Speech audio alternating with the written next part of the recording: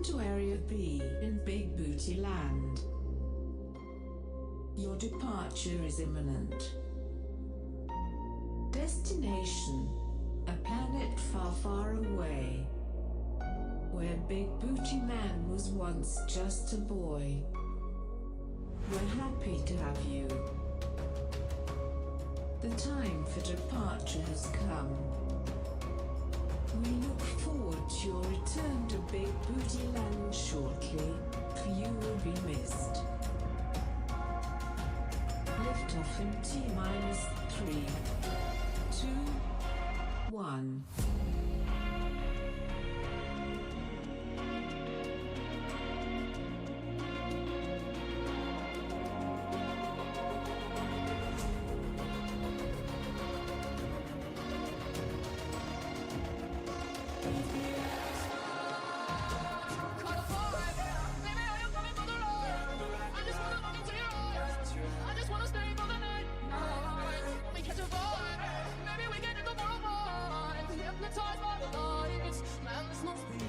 I should probably go to bed.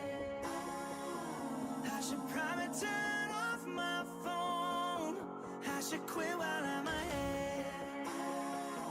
I should probably leave you alone. Yeah, if I'm fine, baby, are you coming for the ride? When I look into your eyes, I just wanna hold you all night.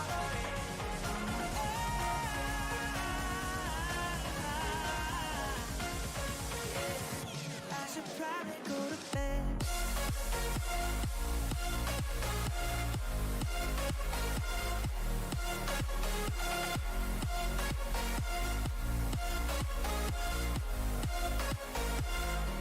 Well, somebody told me you had a boyfriend who looked like a girlfriend that I had in February of last year. It's not confidential.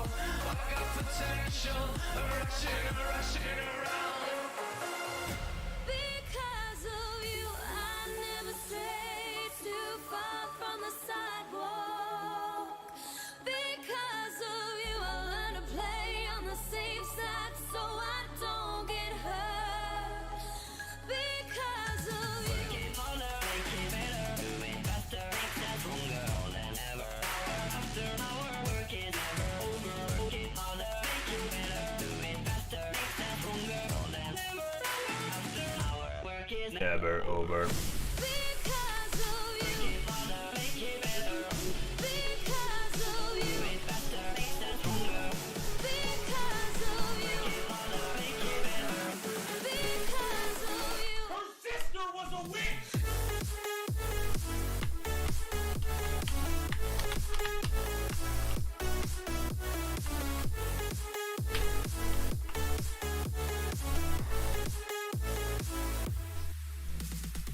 She's up all night to get some. She's up all night to get some. She's up all night to get fun. She's up all night to get lucky. Night to get some. She's up all night to get some. She's up all night to get some.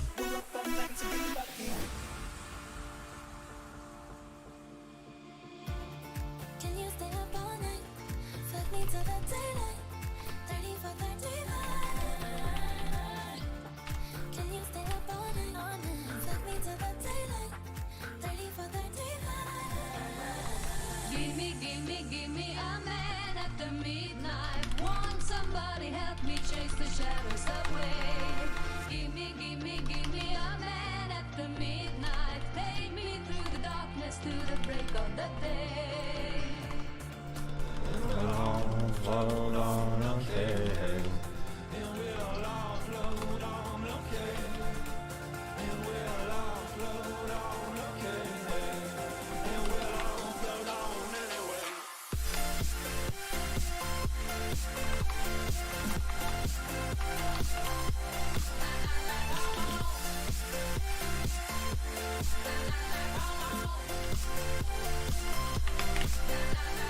I'm about to come, I'm perfectly good at it.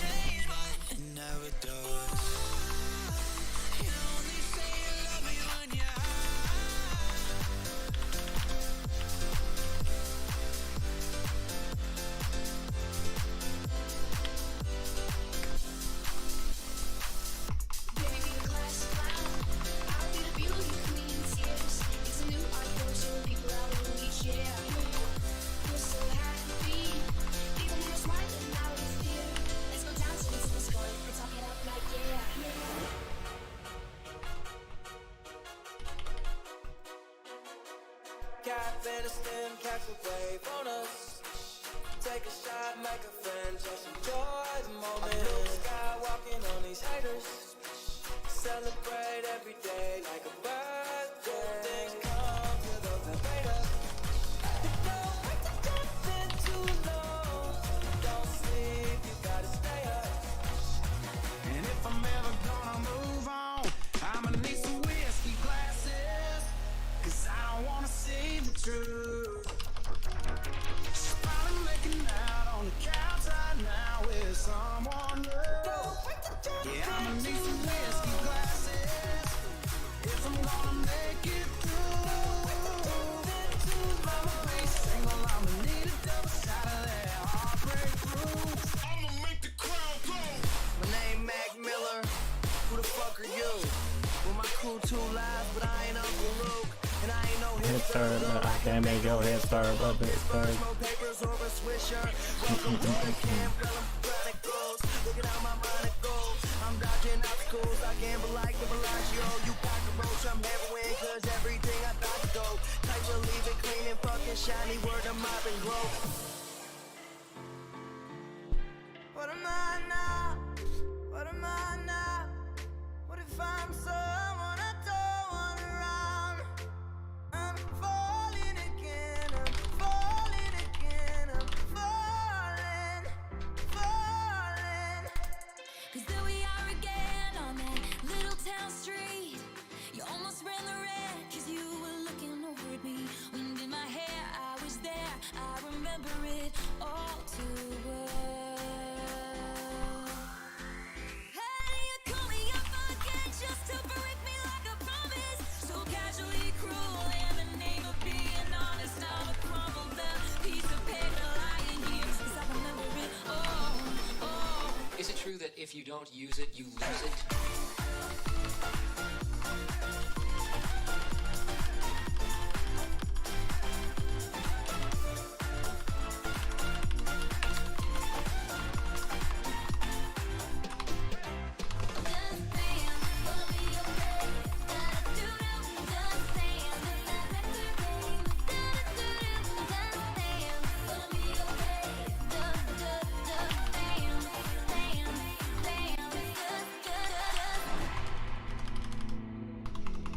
You used to get it in your fishnets, now you only get it in your nightdress. Discarded all the naughty nights for niceness, landed in a very common crisis. Everything's in order in a black hole, nothing seems to pity as the past soul. A bloody memory's like an El Tabasco, remember when you used to be a rascal. A, B, C, D, E, F, you and your mom and your sister and your job.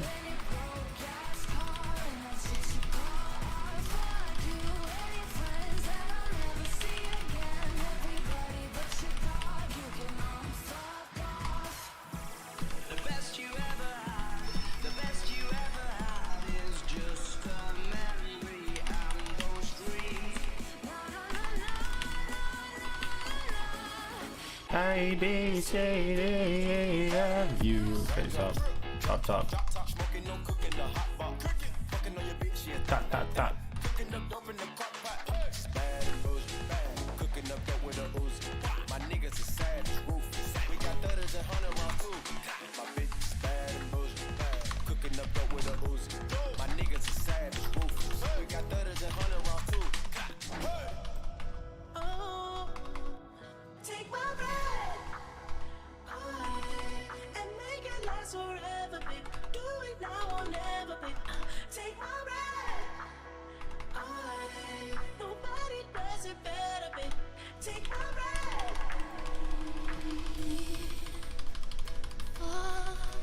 Wherever you are, I believe that's the heart wants to go.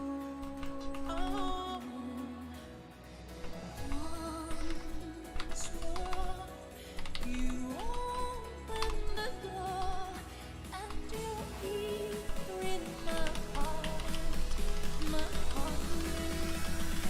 Okay, I like it. Picasso.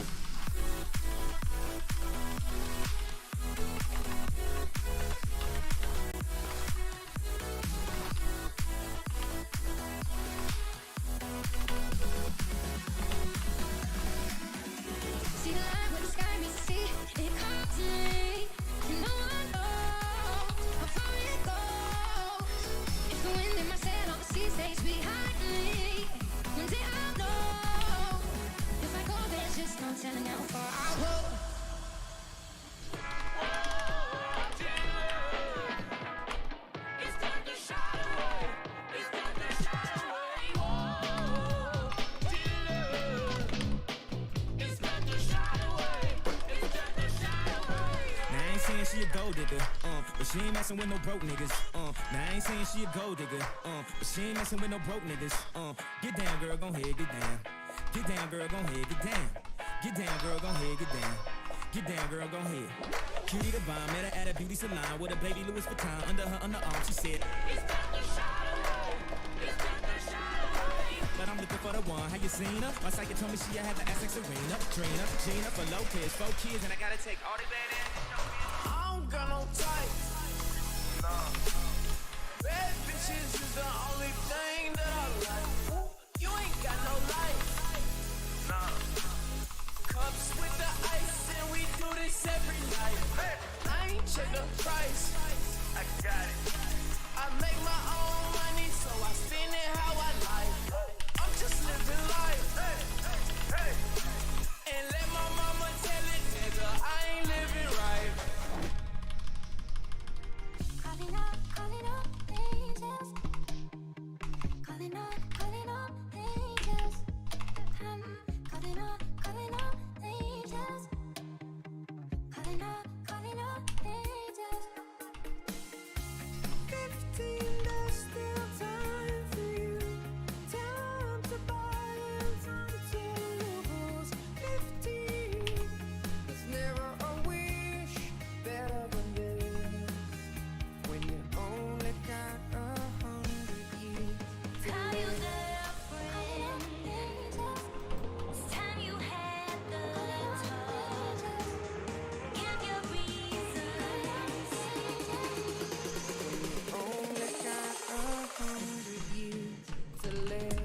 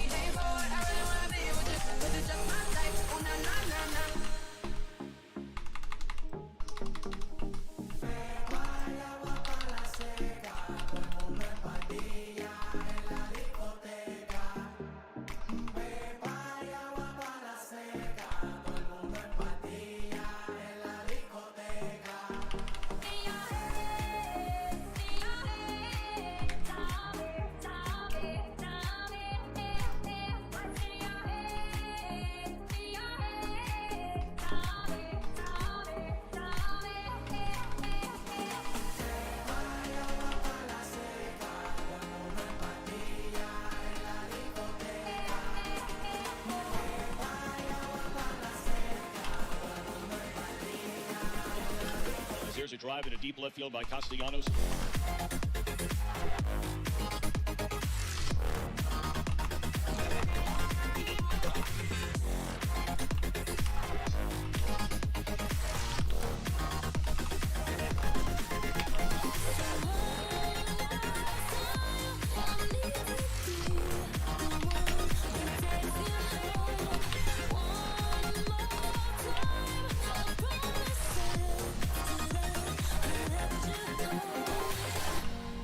And I'll be anything you ask and more. Going, hey, it's not a miracle we needed. And no, I wouldn't let you think so. Folded, folded, folded, folded. Folded, folded, folded, folded. And I wish you were here. I wish you were here. And I wish you were here. I wish you were here. Even though you're gone, you're still in my mind. Though it's been so long since you said goodbye. But every night I wish you were here. I wish you were here. Ooh, I love you when you do it like that. And when you're closer, give me the shivers. Oh baby, you wanna dance till the sunlight comes. So when you say the party's over, then we'll bring it right back. When the vibes are good, the rest don't matter. Till the pain will kill, the glass will shatter. Let it play. 'Cause you and I remain the same.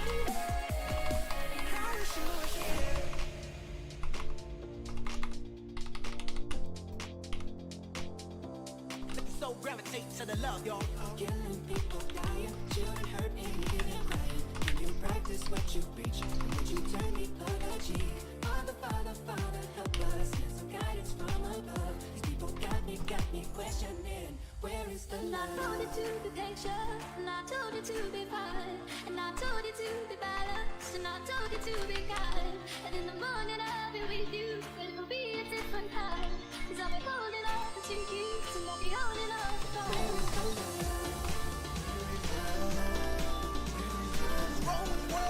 Keep living like they got no mama.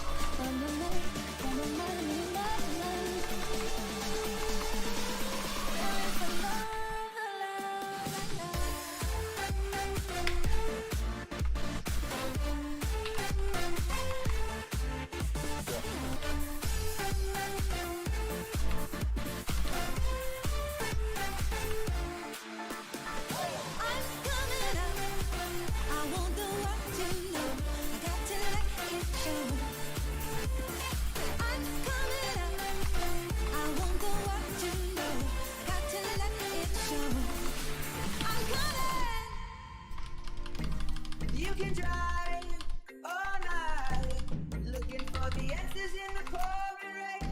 You want to find peace of mind, looking for the answers. You got to pump it up, don't you know? Pump it up. You got to pump it up, don't you know? Pump it up. You got to pump it up, don't you know? Pump it up. Cut it.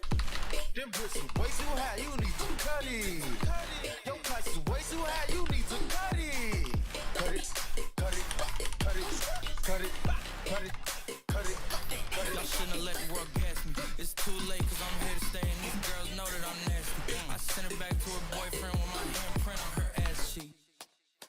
City talking, we taking notes. Tell him all to keep making posts. Wish he could, but he can't get close. OG so proud of me that he choking up while he making toast. I'm the type that you can't control. Said I would, then I made it so. Closing time. Open all the doors and let you out into the world. Closing time. Turn all of the lights on over every boy and every girl. Fuck you, goodbye, you hurt me for the last time. It's time for me to move on. So fuck you, and goodbye. I gave you love and I hate it. Yeah, all the time that I wasted. Fuck you, goodbye, you hurt me for the last time. I know who I want to take me home. I know who I want to take me home. Fuck you, goodbye, you hurt me for the last time. There's people that are dying.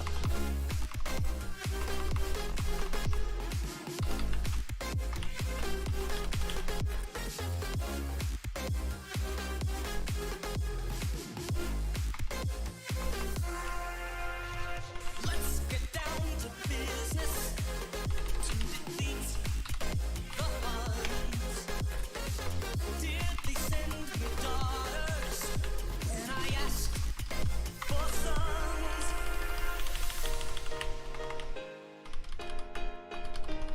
Yeah, it's okay. I tie my hands up to a chest so I don't fall that way. Yeah, I'm alright. I took a sip of something poison, but I hold on tight. You betrayed me, and I know that you'll never feel sorry. The way I heard, yeah, you talked to her when we were together. Loved you at your worst. That didn't matter. It took you 2 weeks to go off and date her. Guess you didn't cheat, but you're still a traitor. You're still a traitor. You're still a traitor. Okay.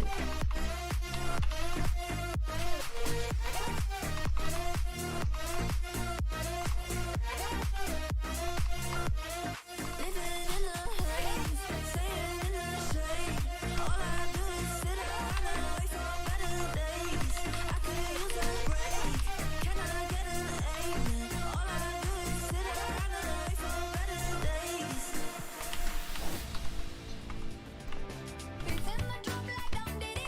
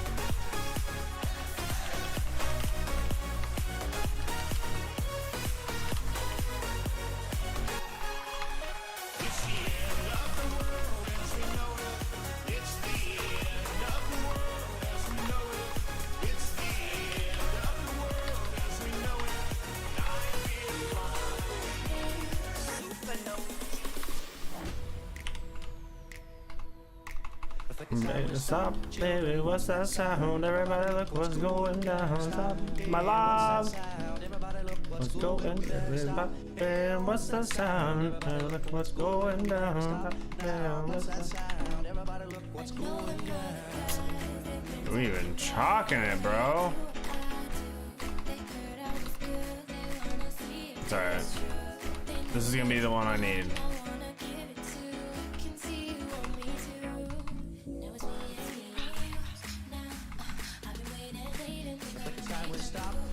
What's that sound? Everybody look what's going down.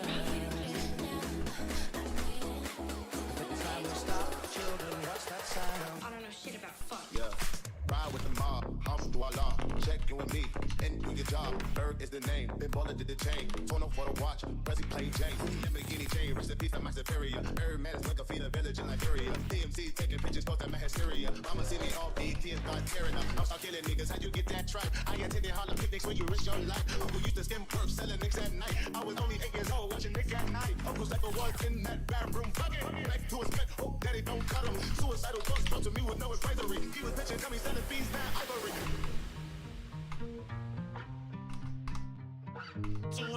24 hours to go. I won't be sedated. Nothing to do, no way to go. I won't be sedated. Just get me to the airport, put me on a plane. Hurry, hurry, hurry, before I go insane. I can't control my fingers, I can't control my brain. Oh no, oh, oh, oh, oh. He was playing games, got you dancing in the middle of the club. Got you dancing in the middle of the club. I know what you chasing, you can only get this feeling from a thug. You can only get this feeling from a thug. Tears falling in this liquor in your cup. All you really want is love. Baby, all you really want is love. Only talk to bosses, independent, can't be fucking with a scrub. But I know you can't be fucking with a scrub. I won't be sedated.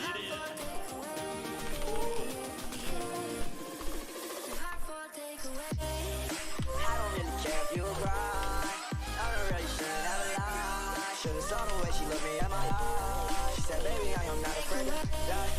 Push me to the edge, all my friends are dead. Push me to the edge, all my friends are dead. Push me to the edge, all my friends are dead. Push me to the edge.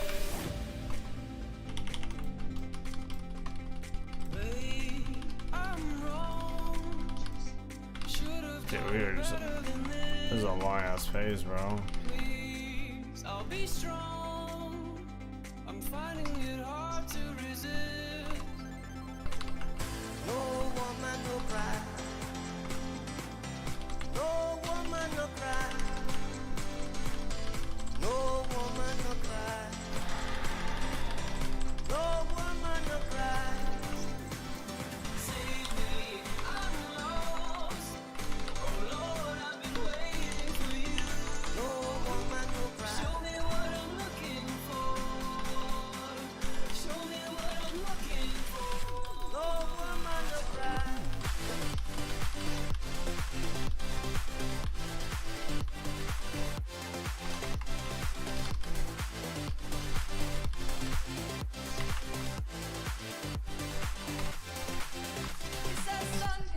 Play me a memory.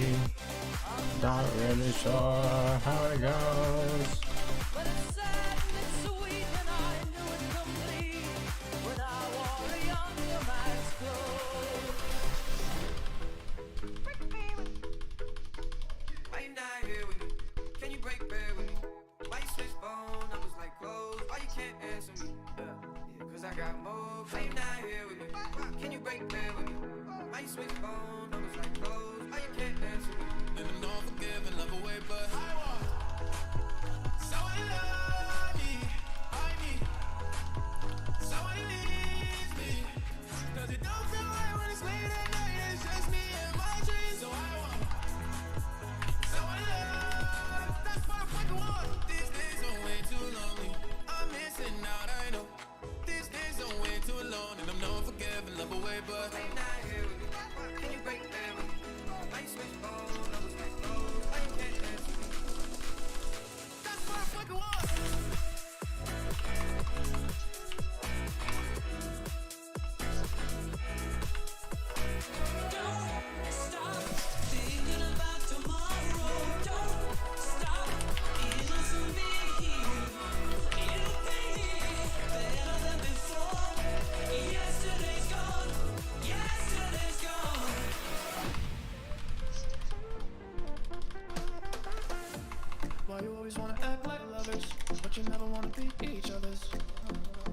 said don't look back, but I put right back in. All of a sudden I'm hypnotized. You're the one that I can't deny. Every time that I say I'm gonna walk away, you turn me on like a light switch. When you're moving your body around and around. This is like a lot tighter. You know how to just make me want. You know turn me on like a light switch. When you're moving your body around and around. You got me in a tight grip. You know how to just make me want. You know, baby.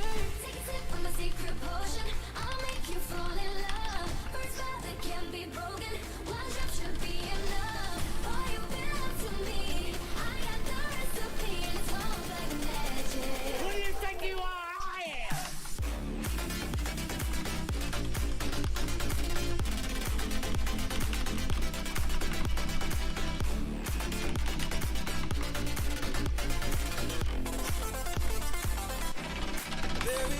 Sisters riding on the wall. Sisters.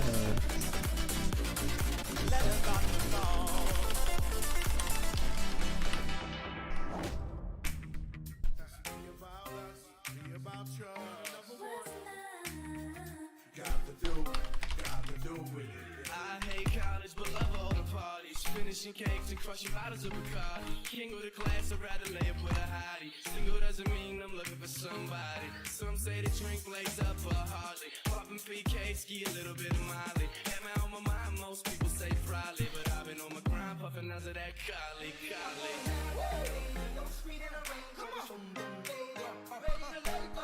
She go about the man.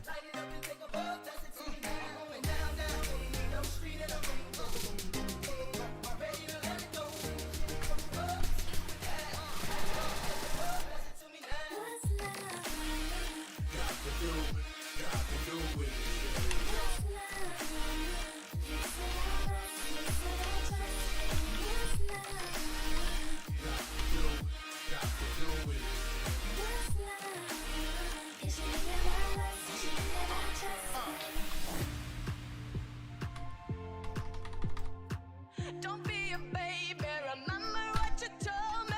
Shut up and put your money where your mouth is. That's what you get for waking up in Vegas. Get up and shake the glitter off your clothes now. That's what you get for waking up in Vegas. So put your best face on, everybody pretend you know this song. Everybody come hang. Let's go out with a bang. They won't see us waiting from such great heights. Coming down now, they'll say that everything looks perfect from far away. Coming down now, you're gonna die, clown. Oh yeah, yeah. Oh yeah, yeah, yeah, yeah. Ooh. Oh yeah, yeah. Oh yeah, yeah, yeah, yeah.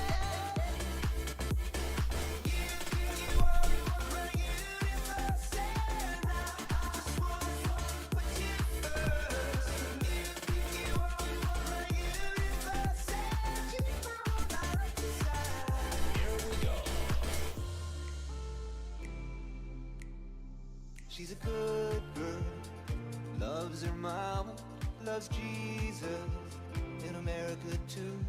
She's a good girl, is crazy about Elvis, loves horses, and her boyfriend too. Easy on me, baby. I was still a child, didn't get the chance to. I'm free, free falling. Yeah, I'm free, free falling. Go easy on me.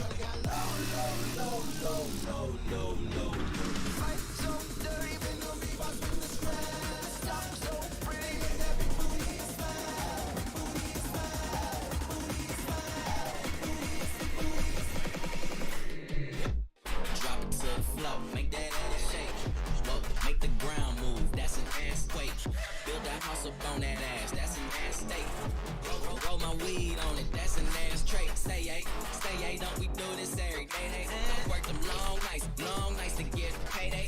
Finally got pay, now I need shade and the vacate. It's getting bill, hey, so much hate.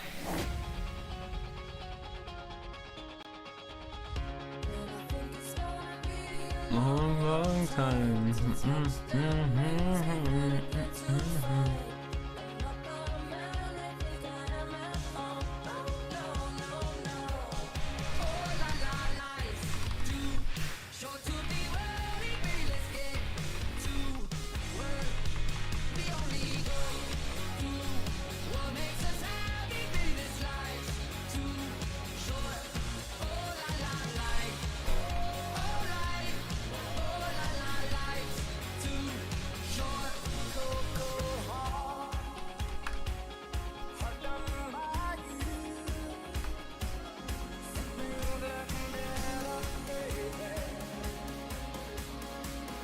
Some of the Gaga songs. What the fuck does she know about cameras?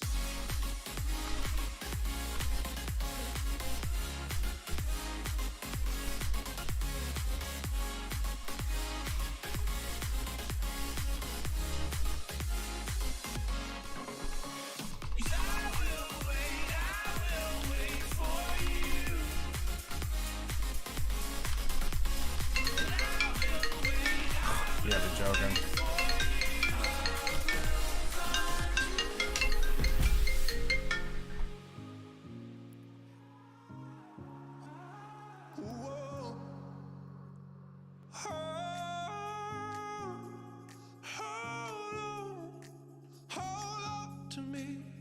I'm a little unsteady, a little unsteady. You say you love me, but I don't care. That I roll my hand on the same word you told me that he found you. You think it's so easy, fucking with my feelings. I got one coming away right now, one right now.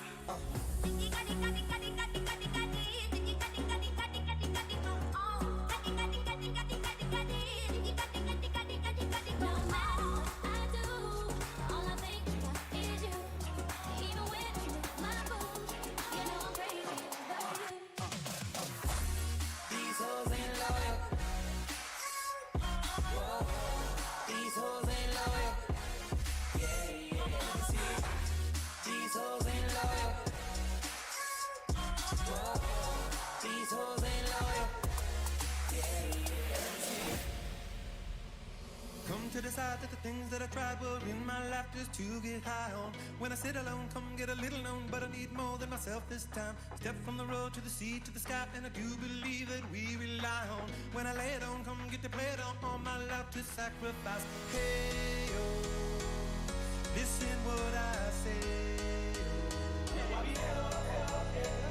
Living in the state of the world, with my head up in outer space. I know I'll be okay. I know I'll be okay. And I should just come my way. I'll be making lemonade. I know I'll be okay. I know I'll be okay. Hey, oh, listen what I say. I know I'll be okay. I got your head.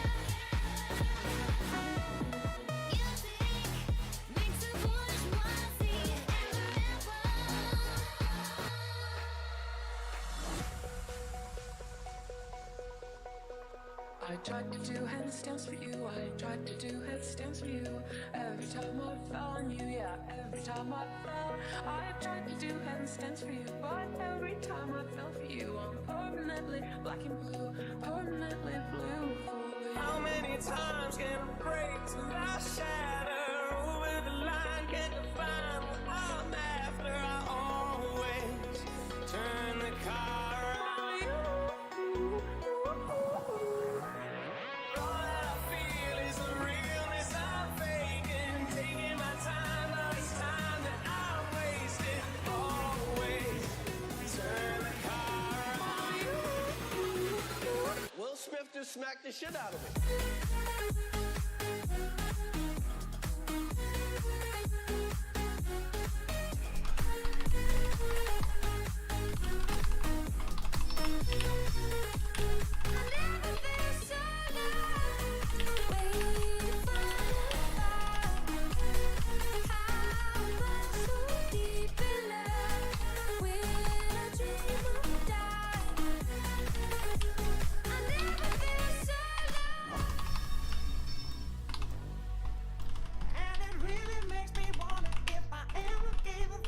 About you, but nothing to believe it, 'cause I don't believe in you anymore.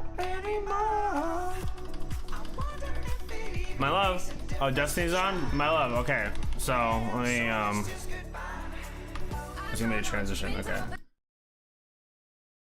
Okay, so, Tony called. I don't know how, I think I'll figure it out, but, it kind of sounded like, while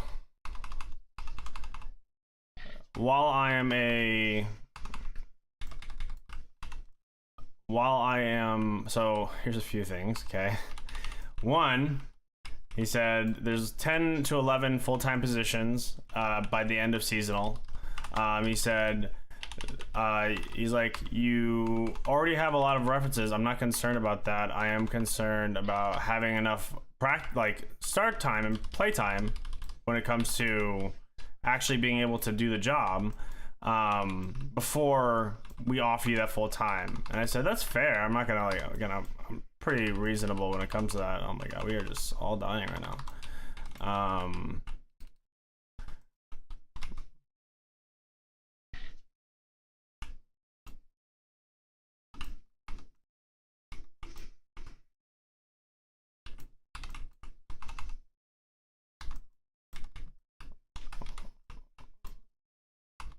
It's not like, I don't think it's like, oh, I'm concerned, but, we will be taking a pay cut. Oh, you lost signal? Oh, okay. So I think we're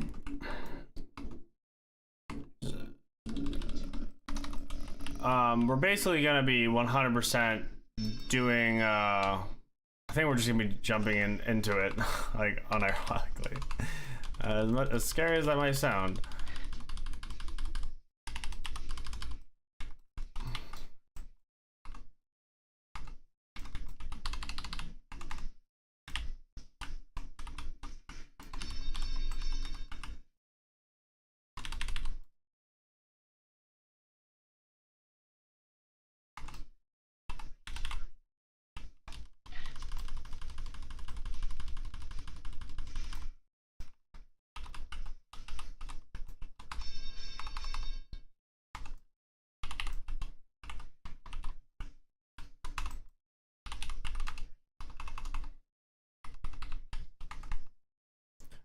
So the way he phrased it was, hey, we'd like to start you mid-October.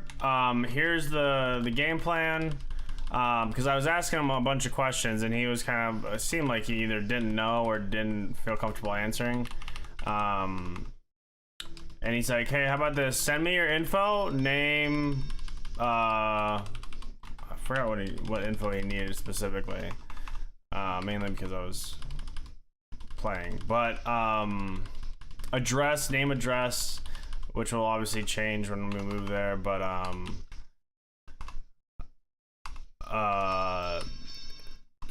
then swap over. Also, he's like, I will give my HR your info, and you can like literally just be hired off of me giving you info, getting info from you. Because all my HR has to do is put you in the system. Like, it's literally that simple.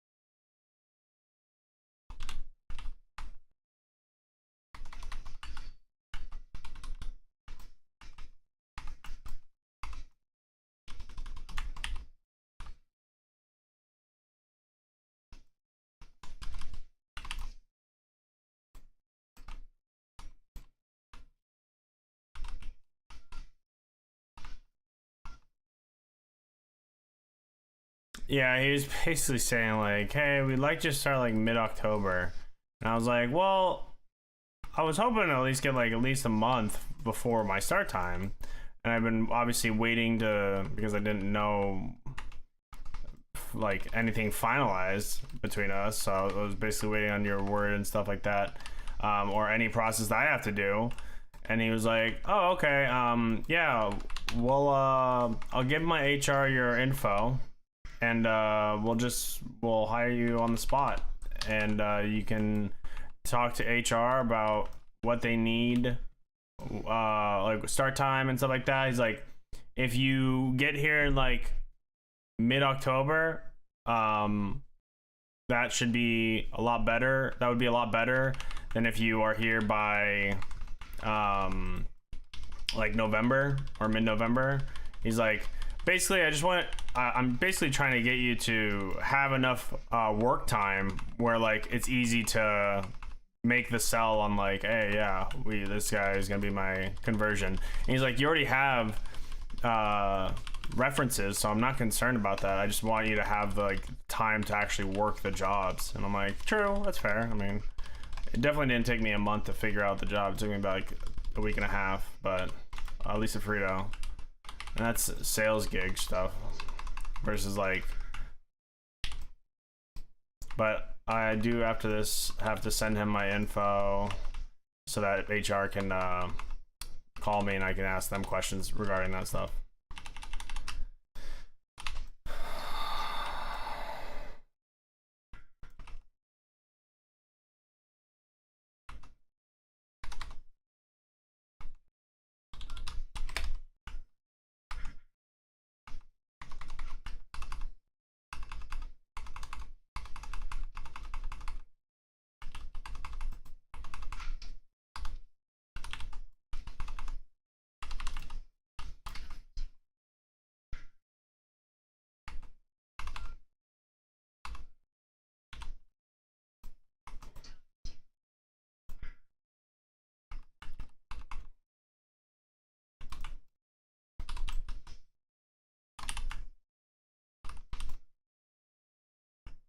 Did we even get? We didn't get those guys.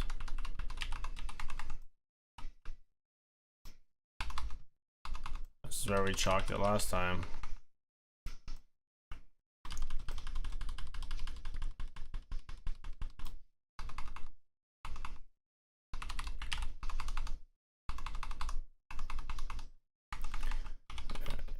Yeah, so essentially the plan right now is I have to, after this, send my info, talk to HR, get them to figure out exactly what the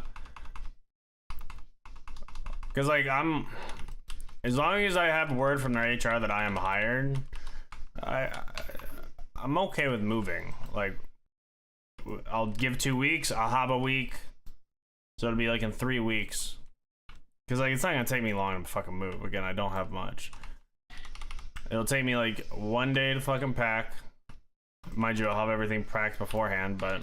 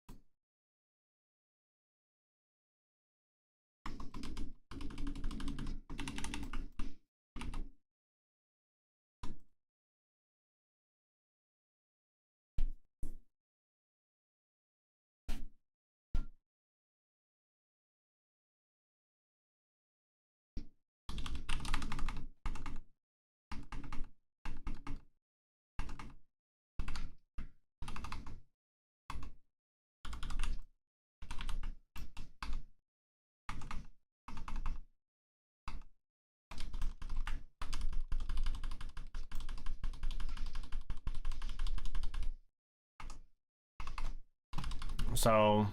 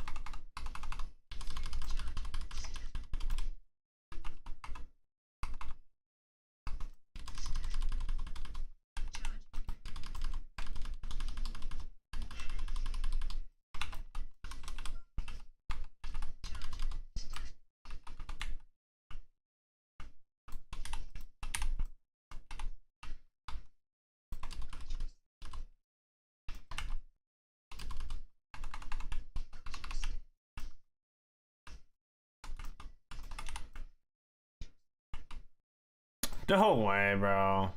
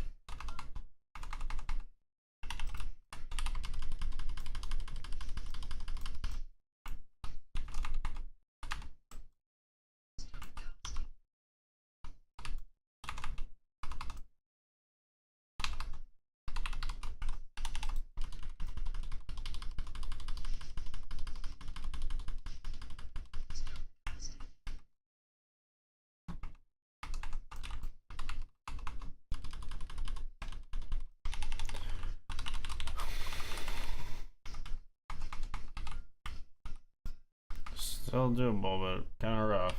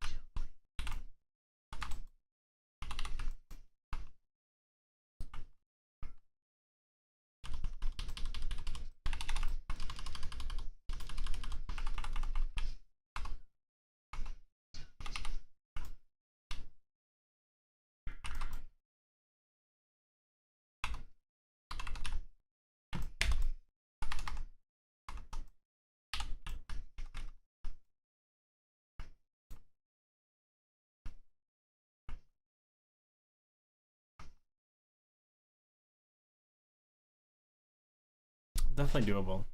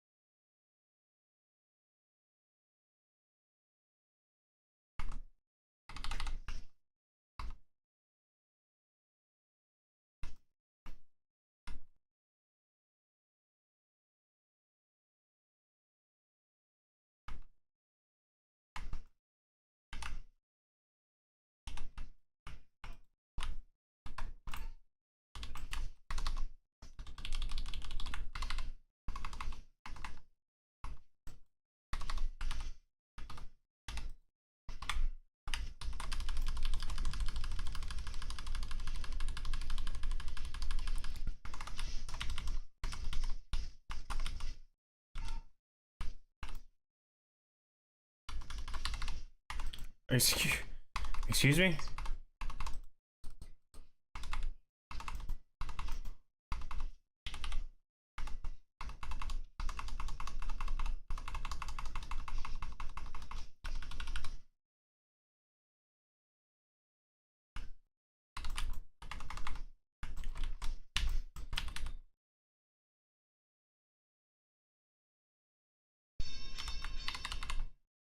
Excuse me?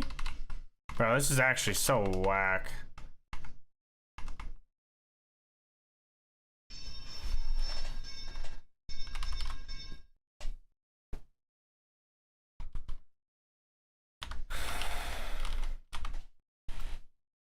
Why am I unable to do this? Why am I unable to get one key, one IO, single IO? Text some stuff.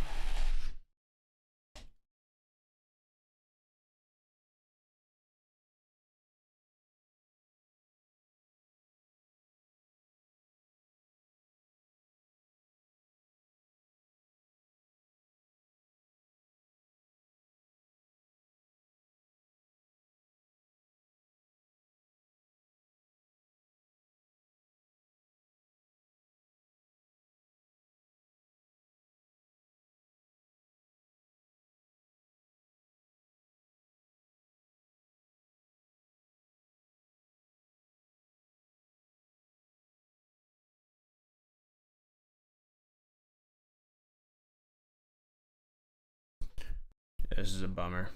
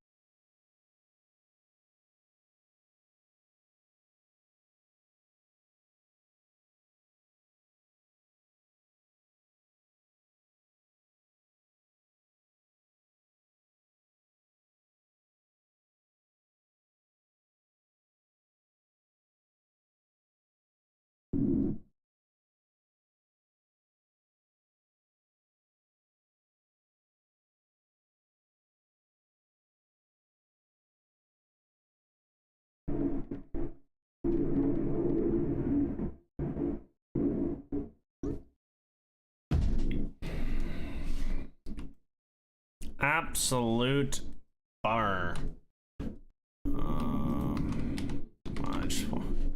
I just want one IO. That's all I want.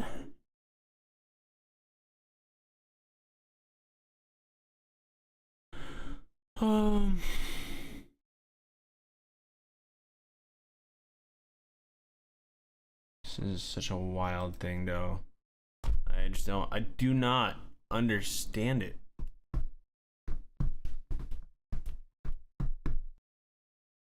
Yes, Baba.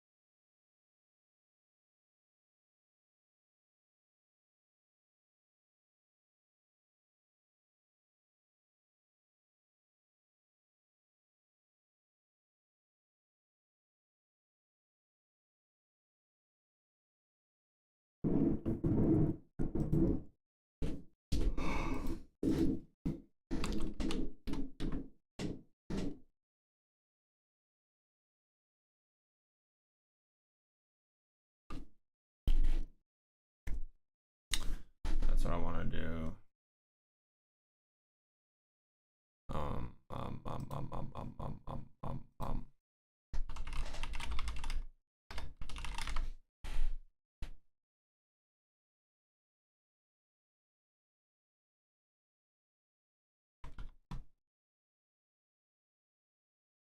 Okay. What's another thing I needed? I needed.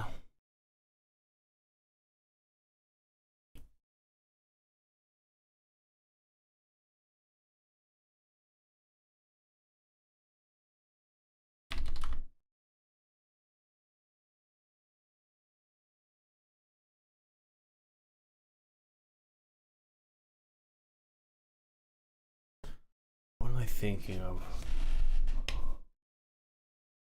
Oh. Such a bummer. Like, it's actually just a pure bummer.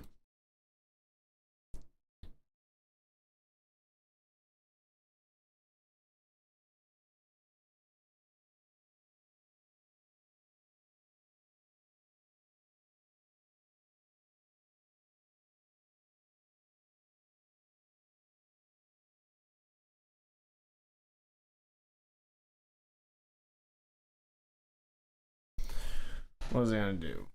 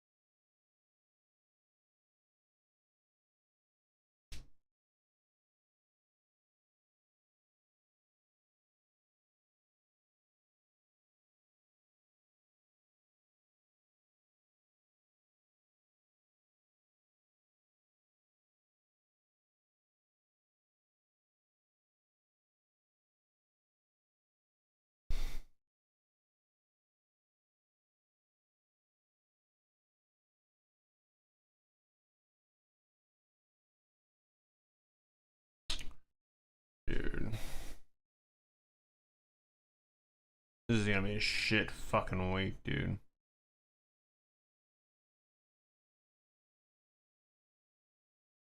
Yeah, I'll be right back.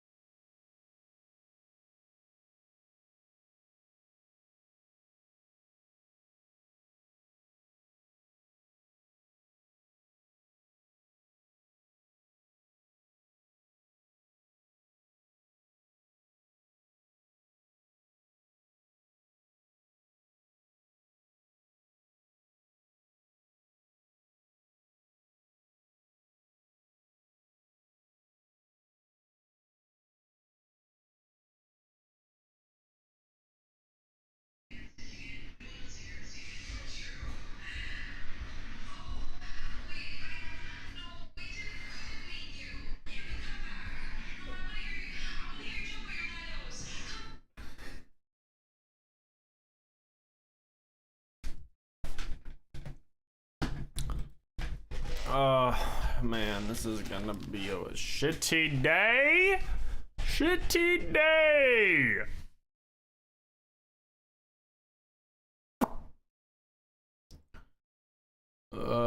Can I just see people that know what they're doing? That's so much I ask. Oh yeah, Destiny's Life. Fuck.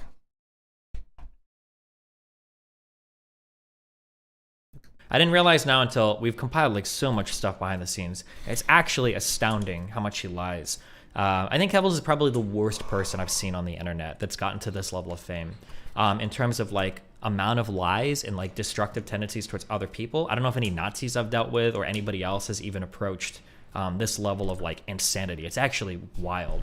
I'm hoping that like, I think having everything in one place, I think will show like the depravity of this. But yeah, I don't know if I want to say anything else for now. Show the planet on the planet viewer. This?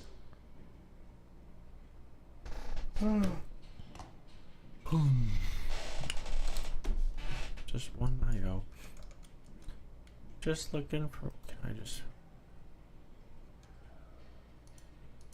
It's out of here. That's an oil planet. Yeah, I know what the core miner is, but it also has vulcanite, but it only has vulcanite if the volcanic terrain spawns. Thank you. I could just come to this planet, but the problem is it has no fucking water, so I think processing the vulcanite is going to be annoying. So I'm going to have to ship water to the planet. A lot of water. Can't wait for them to find one minor discrepancy and write the whole document off. I don't think that's going to happen with this one. I don't think that's going to happen with this one, Chief, but we'll see. Oh, man. Jesus.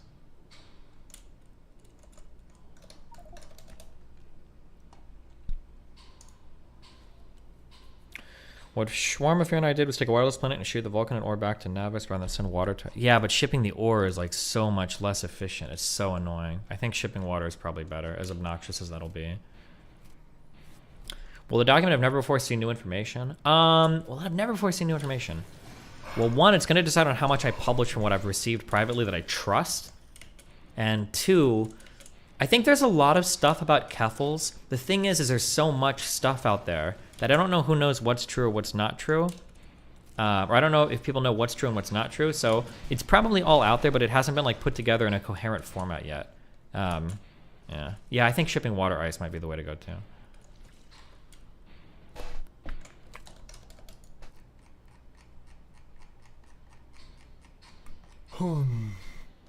If someone sends you info, are you promising to not leak sources?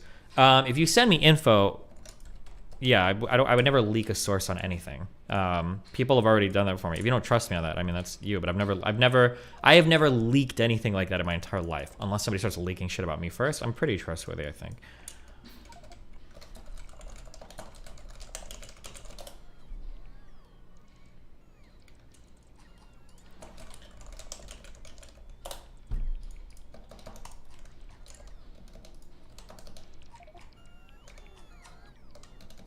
Oh, man, this is... I don't fully understand. Is alluding to said website a ban because it might look like the sub is using it? Because what Keffels is going to do is Keffels is going to try to get people in my community to link to or refer to that website. And then once they do, she's going to be able to link logs of my chat saying, oh my God, look, they are trying to dox me. That's her goal. That's what she wants to do. So anybody that's alluding to it or anything like that, I'm just going to permaban. Anybody that's asked for anything like that. Are you going to add all the dumb fucks like Tail of the Wrens and Brandon Wood to the manifesto? Yeah, don't worry about what we're doing. There'll be a call to action part at the end, okay? Oh my God, I found it. 8.1 milli.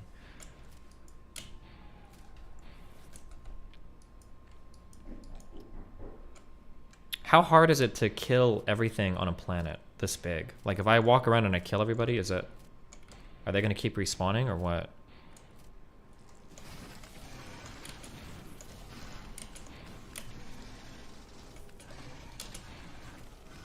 A few hours tops.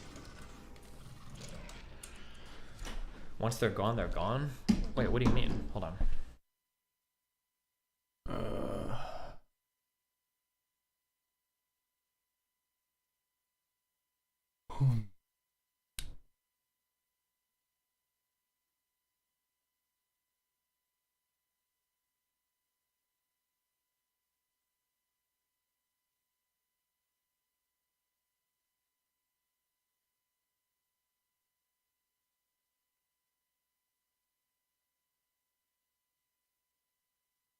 Oh, dude, I did RDLs and I didn't warm them up. I knew I shouldn't have.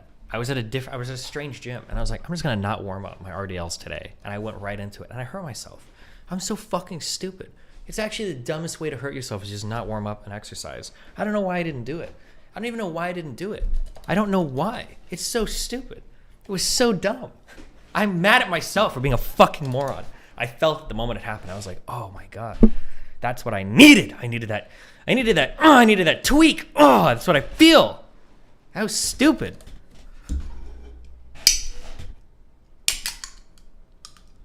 How would you check the emails to get are accurate? Depends what you email me. What do you do for warm up? Just do like 5 reps at like low weight. Fuck.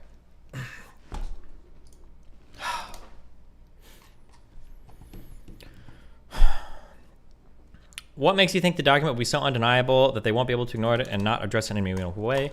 A couple things. So one, internet strategy. So Keffels is actually a relatively low impact person. She just manages to stir up a lot of drama around her narratives, but she is unbelievably unlikable. And she's a bad communicator and she's pretty stupid. So, so like the way that this carries over is that like she stirs up a lot of attention on Twitter because of the narratives that she sells, but she doesn't really have like a big dedicated following anywhere else. Like she doesn't get any YouTube engagement. Her streams are like pretty meh. She's got like 1,000 viewers, which isn't horrible. But yeah, the only way she really stays relevant is through conflict that is heavily identity based. Like nobody gives a fuck about Keffels. People care about the trans activist who's getting doxxed and harassed, but they don't actually care about her. They don't like her or know her. And when she talks, she's like just very stupid. She's like stumbling over herself constantly. So I think that Keffels tries to keep herself alive through conflict. And I think as the conflict kind of ebbs and flows, she's basically always like seeking new targets. Like she's looking for new people to glass, basically. Because if she's not like destroying something, then she just has nothing. So I think with that being said, I think that I need to make more of this shit. What was the question? The question had to do with oh, how will this... Oh, I think having all this information... Oh, I'm sorry. I've watched her... I've watched the way that she appears in other communities. It even happens in Vosh's community. And it happened a lot in H3H's community. I think that... this is part of my new Hopium arc that I've been on for like the past few months. I think there are a lot of people... I think that when we look at certain narratives, especially around like trans activism, we kind of assume instantly like, oh, it's auto lost. Oh, trans narrative, we lose, right? But I don't think that's true. I think especially around the Keffel stuff, I think there are a lot of people that genuinely just want to know. There were a lot of people in the H3H3 subreddit. I even see them in Vosh where people are like, what? So why do people hate her so much, or what's going on? I think people are genuinely asking these questions. I think if you could point them to something and say like, hey, like, here you go. I think it would actually be really helpful. And I don't think that that type of thing exists right now. All you can really point to are like tweets or random Reddit posts or random YouTube videos, and it's not very satisfying, I don't think.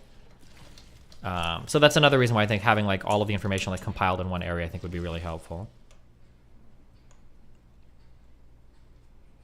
You think even an hour-long video would be too long to capture widespread attention? My goal is not to capture like super widespread attention. Or I think that'll happen, but it'll be a byproduct of what I'm doing. Well, will it capture widespread attention? I'm not sure. I just want to have something out there. I don't think I need widespread attention. Like, I'm trying to think if I should reveal my goals.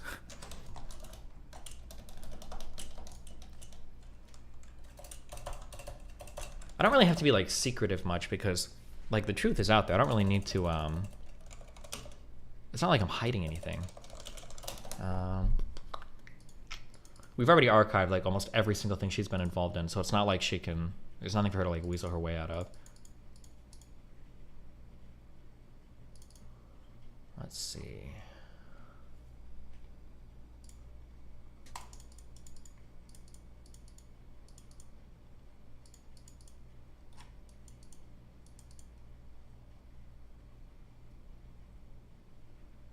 Yeah, I think it'll be good. I think we'll be fine.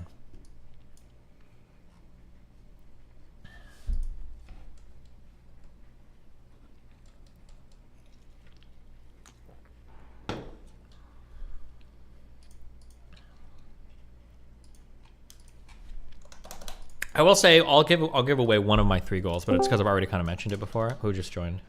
I did. Unsolicited advice time. Did you already say it? What? Oh fuck. Say what? You already say what you were deciding if you could say it or not?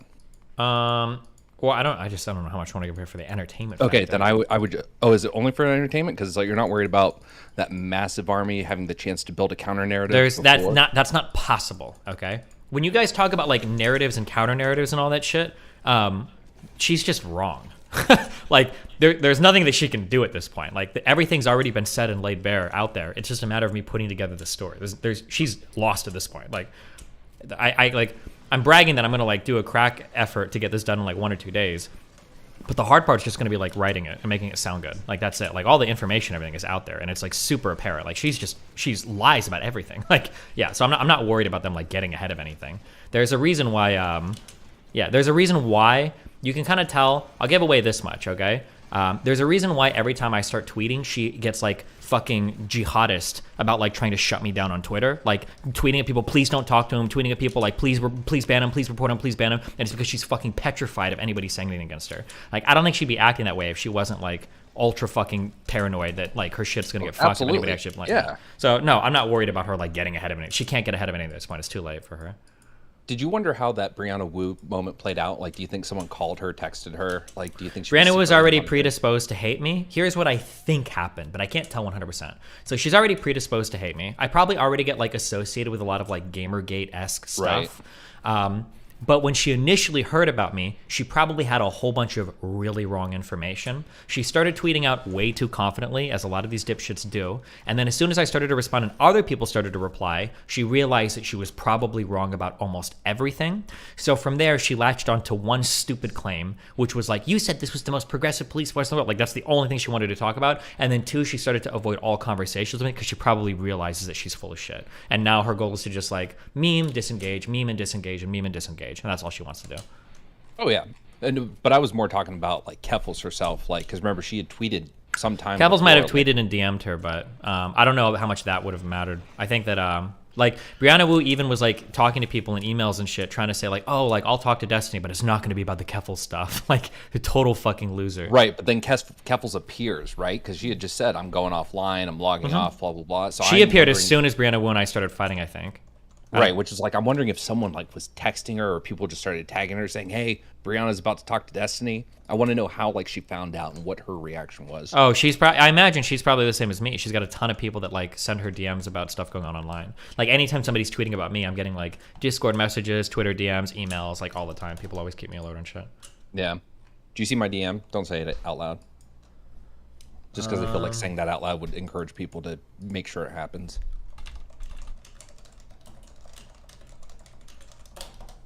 Wait, hold on. Oh,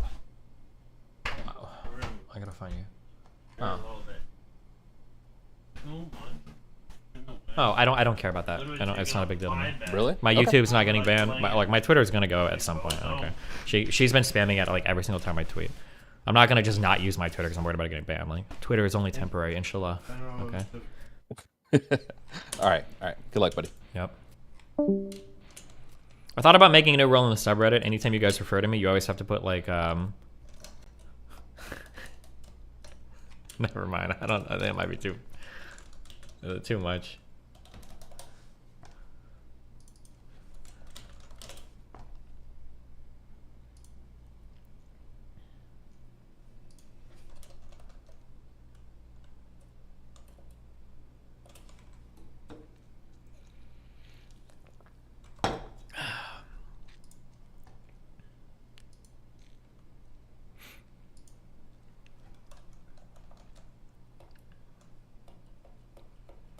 What do they say peace be upon you. No, fuck. I remember reading it a ton in Bin Laden's fatwa against the United States.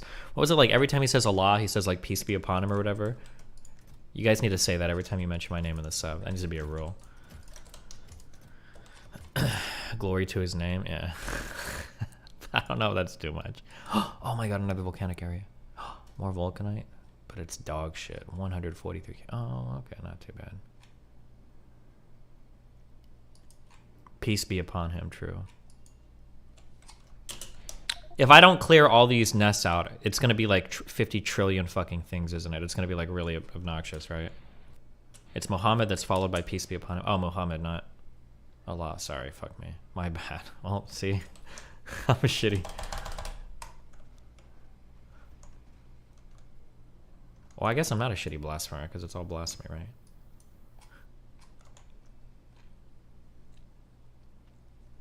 You said you were going to share one of the 3 goals. Oh, no, I'm not going to. We'll keep it all. This should be done in like, I think it'll be like 2 or 3 days, I think.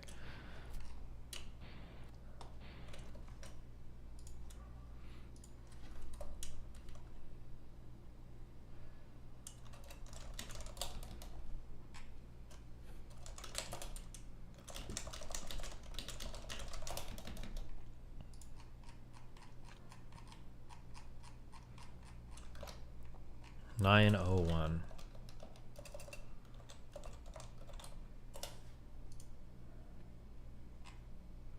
You banned me for asking that question earlier. No, I did actually. I read it, ban you. I'm sorry. I came in a bad mood. Here you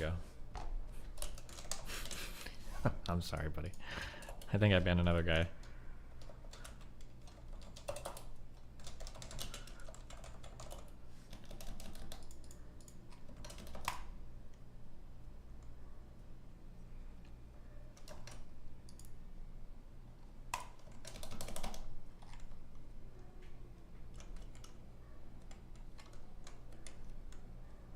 If you contact the police department to get any statement, hold on. I'm not going to reveal any of that stuff.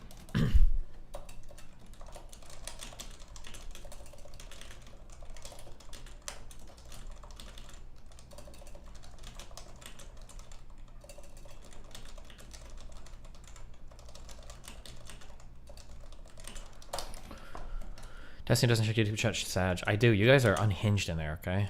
You guys do not behave when you're on stream, okay? There's probably no iron on this planet, is there?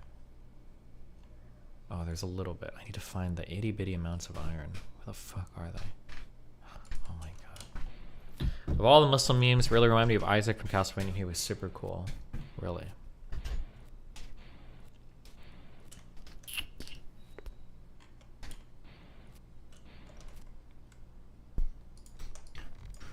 Oh, dude. Seems Vosh's sub is turning on Keffels now. It's always hard to tell. Vosh's sub has always been kind of iffy on her. I can tell. But there's a couple ultra dick riders there that push Keffels shit really fucking hard. It's super cringe. I know the guy's name. Or, like, I know his profile pic if I saw it. Oh my god. It might be a mod. I don't know. But Jesus Christ, he rides so hard.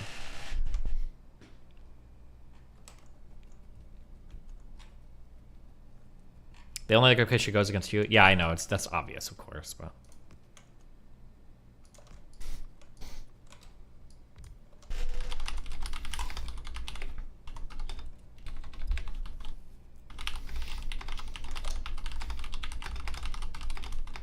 You see Vosh is being on Keffel, is getting Kiwi from taking it down. Don't care. I like that Vosh is throwing his lot in with her. Makes it easier for me, so. Oh, it's this guy. Beginning pattern. This dude is such a Keffel's stan. It's actually embarrassing. Oh my god.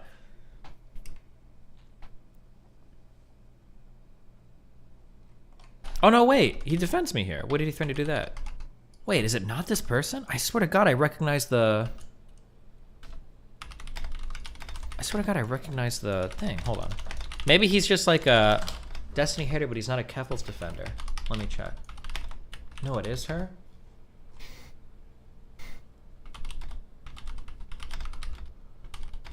No, he does, but I don't know why he does it here. Oh, weird.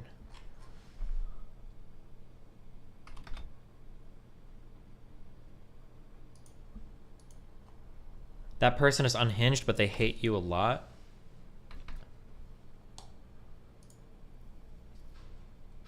The Dino Dad person is insane. One of our subs gave up and started defending him. Shut the fuck up.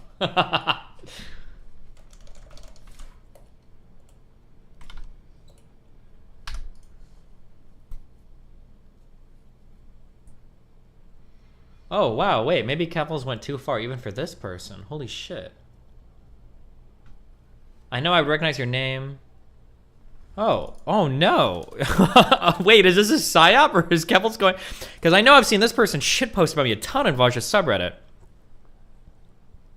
Looks like this thread got brigaded by his fans lame. The two bows are sure, but I'm the polar opposite of a DGGer. That's true. I believe in you, babe. You got this. I know, I recognize your name. True. You've There doesn't seem to be any hard evidence yet, but I would take I her word over believe. Destiny's any day. I generally trust her, but this is an accusation I would have proof for, even for my closest got it. friends.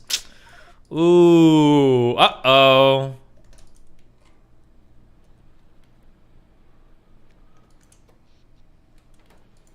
Okay, maybe she's going too far.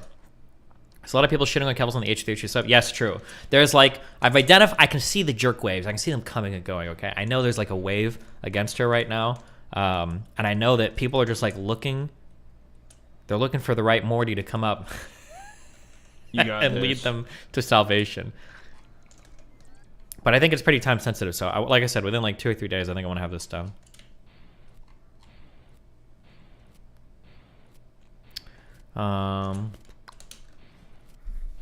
Wait, is Lycan in here still? No, he left. That might be better. Yeah, I think so. You gonna take time streaming off to work on this? Well, I'm not going to the gym tonight with my lower back fucked up. So yeah, I got all night tonight to work on it, baby.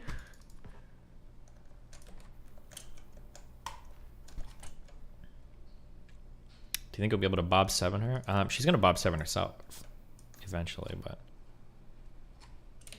take some meth. If I had some, I probably would. I'd meth my way through tonight. Was her claim about leaking her docs in reference to anything, or was it just a complete lie? If Keffels doesn't post proof of something, you can be assured that what she has said is a total lie. That is par for the course for her. She lies about almost everything. When Keffels talks about me leaking her docs, what she's referring to is when I posted a link to her Kiwi Farms thread in my chat in response to accusations that my chat was harassing and doxing her. I've only posted it in my chat one time. I didn't even post to the page with her docs on it, but that is the only thing she could ever possibly be referring to. I've never posted her docs. I've never referred to her docs. I've never told people the site that it's actually posted on. I've never threatened to do it, like anything like that ever. Never. So whatever she's referring to there, it's always just related to that bullshit. And the only reason she does it is to try to get me silenced, is because she's scared of me opening my mouth. That's why. Also, she's saying that other journalists are aware of the actual site that doxed her, which I'm going to reiterate, we're not doing that. We're not even going to mention the site, and if you ask, you're going to get banned.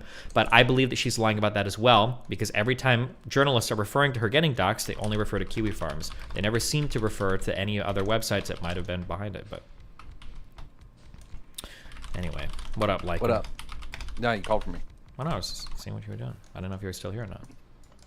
Oh no, I wasn't here. I was doing kettlebells. How's life going? You know, I never. Oh, you know what? I got some entertainment for you. Oh shit! Yeah. Pretend this is exciting. Pretend you're interested in it, and help me am. workshop it. Okay. Okay. The greatest communist hero in American, if not global history. Who do you think it is?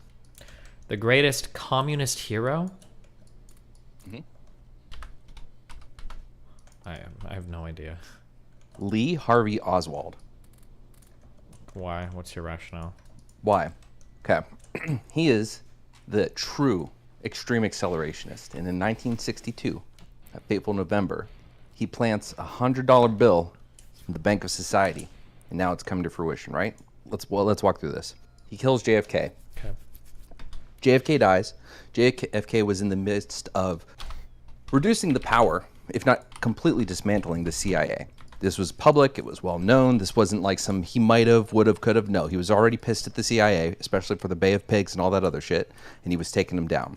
Because of his death, LBJ re-empowered the CIA, giving us, and then they then took us into Vietnam. That's another piece. We wouldn't have gone into Vietnam. He was already bringing us out of Vietnam. LBJ takes us back into Vietnam. The CIA gets their nice little playground to work on tradecraft and make all kinds of things happen. Between Vietnam and that, it sets the stage for American foreign intervention. Also, the military-industrial complex. JFK, was it Eisenhower? Before JFK was already like, hey, dog, Eisenhower or Truman, I can't remember. Either way, we need to tone back. The military-industrial complex is dangerous. We need to avoid it. Kennedy was right along that. LBJ helped reinforce it again, going into Vietnam and with different policies when it came to defense contractors and all that. So that alone has had a huge critical impact on just on American history over the last 60 years, but global history over the last 60 years. On top of that, oh damn, I have a whole list. Anyway. Okay, so they did a lot for communism. Well, in the long run, so what this all does is you think of, without that, we don't get Nixon in 68, right? If we don't get Nixon in 68, we don't get Watergate. Also, without Lee Harvey Oswald, we don't get American conspiracy theory. So think about the impact of American conspiracy theory. Think of the impact of Watergate on conservative politics. Think of the impact of the Vietnam War on American foreign policy, and all this creating the turmoil we now know today, priming America for potential revolution. Wow. Based. So what I want to do is I want to write like a little satire piece on it, but I'm trying to think of what the real angle is, because I don't know if I like the accelerationist angle. But still, at the end of the day, he was the most accomplished. So I could just leave it there and say, look what he accomplished. But haha, it's good for capitalism and America's dominance of the global hegemony. What do you think? I have no idea. I don't have the historical knowledge of any of this, so I can't really speak. But you know what? It sounds fantabulous, okay? Do you want to, before I leave again, you want to hear my theory on JFK? That is a conspiracy theory that is actually the most credible. Yeah, go ahead. Hit us up. What do you got? All right, so in the 80s, a guy that I can't remember his name was a ballistics expert. There was, for some TV show, might have been in the 70s where this part happened, but for some TV show, they were doing like some sort of reenactment of Lee Harvey Oswald firing the shots and whether or not it could be done. But the first mistake that the Warren Commission made was the time between shots was supposed to like 5.6 seconds. It was actually like 11 seconds or something like that, right?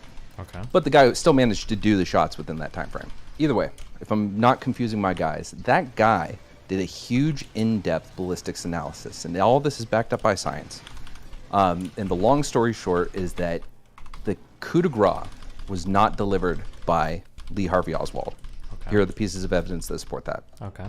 The first one is that Lee Harvey Oswald was a gun nut, and there's a thing that you can do in a gun that I can't remember what it's called, but it's where you put an empty cartridge in the chamber to prevent debris and moisture from getting in there and ruining it, right?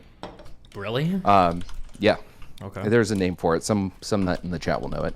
Okay. All right. So then the other piece is that the trajectory of the final bullet that blew off the back of JFK's head could not have come from the book depository. Now people were thinking, oh no, grassy knoll, blah, blah, blah. No. Through science, it was found that the only place it could have come from was, I believe, the right passenger seat of the Secret Service vehicle behind JFK. In addition to that, the person holding an an AR-15 or M16, it was a brand new rifle, just introduced to the Secret Service. There's a whole thing about whether or not it was loaded, and like everyone's swearing it was loaded and all that. Mm-hmm. The long story short, again, there are separate but corroborated accounts of the smell of gunpowder. But because of the wind on that day, you wouldn't have been able to smell the gunpowder that was coming from the book depository. And the accounts of that gunpowder smell were from the bridge that they went under immediately after he was shot. Also, where a lot of the stuff that we have nowadays came from the 70s, with a bunch of people talking like where they had time to remember, quote, remember things and come up with their story, convince them it was true. There was immediate accounts of a muzzle flash or some burst of pink that could have been a muzzle flash being seen by the Secret Service. And you see the Secret Service guy fall back in his seat. There's a very likely probability, again, nothing is certain these days, that it was actually a Secret Service agent's gun. Oh, I'm sorry, I forgot the other part, the ballistic evidence. So Lee Harvey Oswald was using Full Metal Jacket. The Secret Service in the M16 was using a frangible bullet. That's why there were 2 different types of bullet traces found. Third, accounted in evidence, this isn't up for debate, the person who did the autopsy saw scattered fragments in the brain, but was forced to make a report that didn't show those. Wow. And then immediately after the assassination, the M16 was completely removed from Secret Service use. Okay. So anyway, you'll obviously get into all that, but I think that's probably the most. So obviously, JFK was still a vegetable. Like where he got shot with the first one that went in his back and out the throat and all that, he was done. At the very least, paralyzed from the neck down. But the final blow that killed him, Secret Service gun. Wait, do you think it was an accident or intentional? Oh, no, it was a total accident. So the Secret Service the night before went out and got shit-faced drunk, right? Okay. Seems like a bad idea. So they were all hammered. Yeah. But this guy was Secret Service, but his job was like to do scheduling and a bunch of shit like that. But they put him up front with the rifle, and I think it had to do with like, you know, how everyone was feeling and all that. So he was a little bit of a noob. It was a completely new weapon. There wasn't a lot of experience. And what it seems is that, no, he just, after the first shot, like he stood up with this cocked and loaded rifle and fucking accidentally pulled the trigger. Wow. Yeah, so. Okay, gotcha. I'll keep that in my mental archives for the Lycan JFK theory. Yep, and then when you go through it, and these dumb motherfuckers are saying, Lycan, what are your sources? So this is one of those things that, like, the guy's evidence came out, and he did a post in the, you know what? Hold on one second. Okay.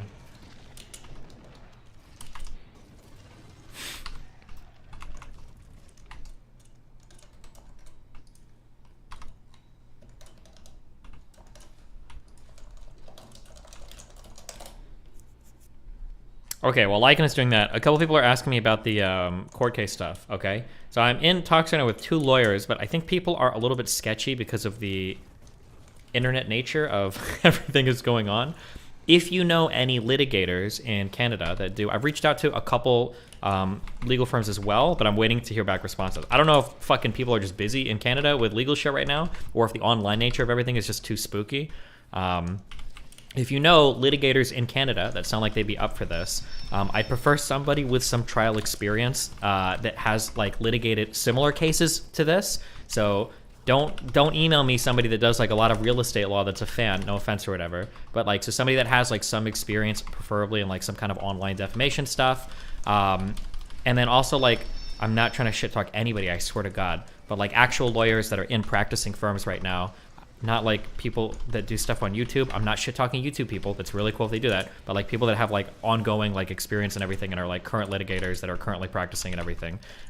If anybody knows anybody like that, I've had a few people reach out to me that have sent me pretty helpful emails. But yeah, you can keep shooting those emails and then I can like forward it around to see like who's interested. Obviously, I would be like a paying client. I'm not looking for like freebies or handouts or anything. But yeah. Who just joined? It was me. I was just gonna ask if you ever. Hi. Yeah, hey. So I had 2 quick questions because I was having this discussion with somebody not too long ago. Yeah, go for it. Pepperell's, as I understand it, is currently in Northern Ireland. Am I understanding that correctly? Yeah, she is. And she's a Canadian citizen? Mm-hmm. Okay. Is she, like, continuing to work and do all that from Ireland? I guess she's got special permission to do all that? No, my guess is going to be she probably isn't actually registered to do taxes and everything, though she's probably working illegally. That'd be my guess. Okay. The other thing was, I guess you got my DM regarding suggestions for... Yeah, I've reached out to a couple people, but I want to find like active litigators like that are with law firms right now that are like actively doing stuff. I know there are a lot of people on YouTube that have like experience or whatever, but I want, if I'm going to do this, I want to take it pretty seriously. In Ontario, the penalties for losing cases is pretty harsh. So like if I do find, So I want to take it seriously. That's why I suggested. Yeah. Mm-hmm. Okay. Mm-hmm. Yeah. And then so that's super interesting. Okay, I just wanted to clarify that because I was getting conflicting. Okay. Yeah, that's okay.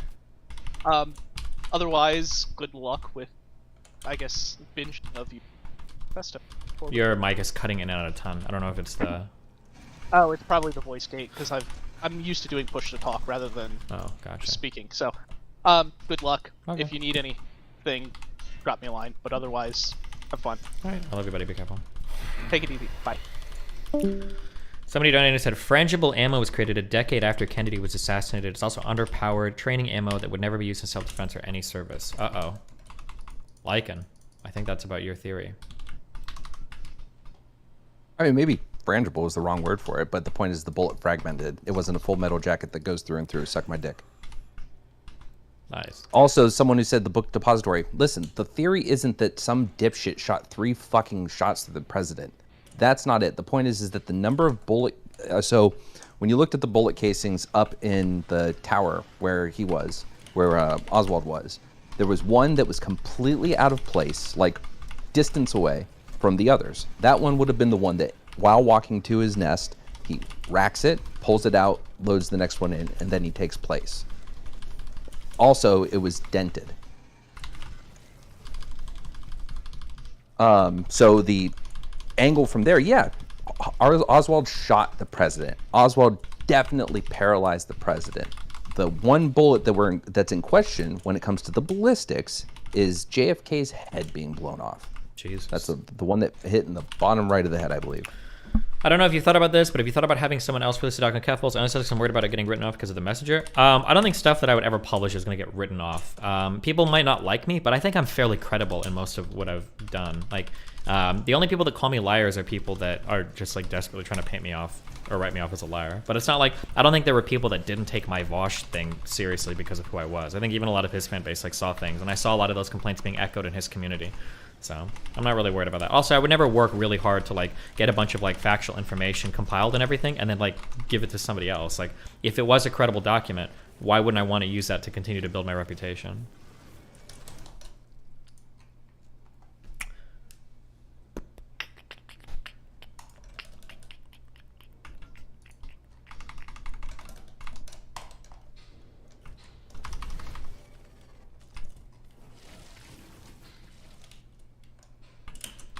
So, Mechalodicken asks, why would the government cover up the fuck up if the Secret Service agent did it? 2 reasons. One, we were in the Cold War, and it's a real bad fucking look if our own Secret Service kills our own president on the national stage. That's horrible.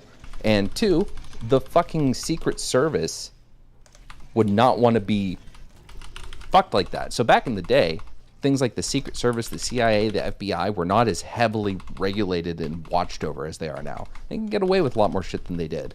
If you look into, read the history of the CIA, and I don't mean this like an Alex Jones way, because I'm a big proponent of the intelligence community, and I don't think they're evil. But the reality is when you look back at them, they were doing a lot of shit they shouldn't have been doing. A lot of shit that nowadays is under either executive or congressional authority. There was no oversight. So yeah, they were doing a lot of stupid shit. The entire fucking Bay of Pigs invasion was like brought to Kennedy, but it was entirely drummed up in the CIA. There was one plot that was not a fake plot, to like blow up some drone-controlled jetliner and make it look like Cuba had taken it out so they could get aggression. And obviously, they brought it to JFK for approval, but JFK shot it down. But the point is that CIA was doing shit aside from this without presidential knowledge. So the idea that the Secret Service wouldn't try to, cover things up a little bit. Based. Somebody asked, how much effect did your Vosh manifesto have, though? I think it did decently well. I mean, it's hard to trace how much effect it had, but like I see some of the complaints that I made pop up even in his community every now and then. The Poppy stuff got out there, so a lot of people that didn't know about that learned about that. I think it was really good. I think most of what I said against him, at least, was like substantiated to my own fan base, so it doesn't seem like I'm just like ranting and raving for no reason.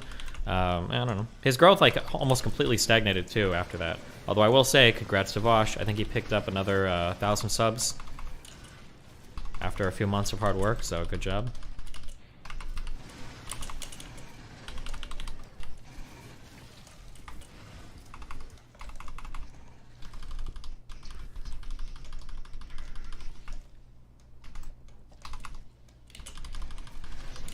It's really weird to call this a conspiracy theory when the argument isn't even that it was a planned assassination. It was that someone fucked up. That's real easy. Wow.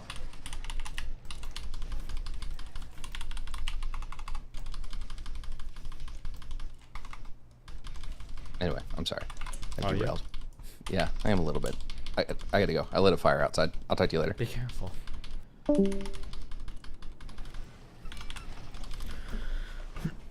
You considered reaching out to Tim Pool? I might actually. See the White Nervosa stuff? A little bit. That person on Twitter that White Nervosa was fighting with, though, that person seemed crazy, like an actual schizo poster.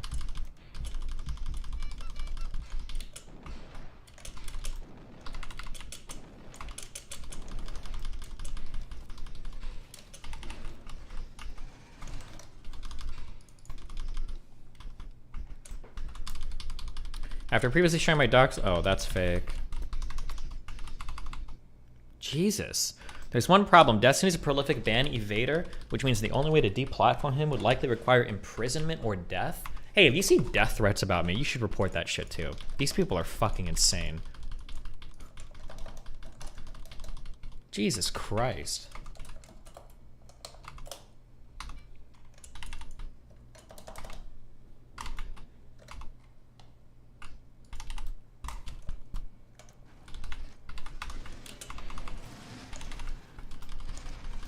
Do you think your doc will have any sway on people's opinions of Keffals? I think people just need a cohesive narrative to understand why she's like an actually like horrible human being. Especially I think with like the 8chan founder turning against her. I'm quoting a little bit here, I don't know 100% because I don't follow this shit, but supposedly that 8chan founder is like a huge, do I want to say SJW? But apparently since leaving 8chan, he's like made it his like mission to like fucking take down hate sites or something, or he hates like Kiwi farms and shit. So the fact that it's a guy, right? The fact that that person is like now, I think, anti-Keffals, right? After his tweets about her, like backstabbing him or whatever. People call them Hot Wheels, but I don't know if that's a slur for if they're like disabled or something. So I don't want to call them Hot Wheels.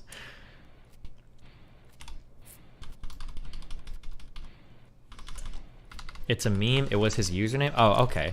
I saw the name as Hot Wheels, and I didn't know if the person was like wheelchair bound or something. So I didn't want to say anything.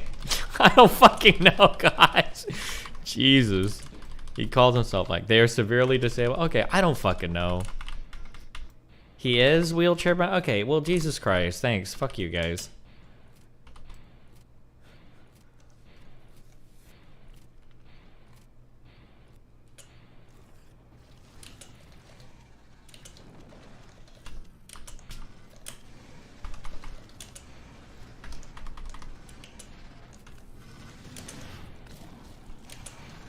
Oh, and then here's a question. I'm sorry, this might have gotten posted.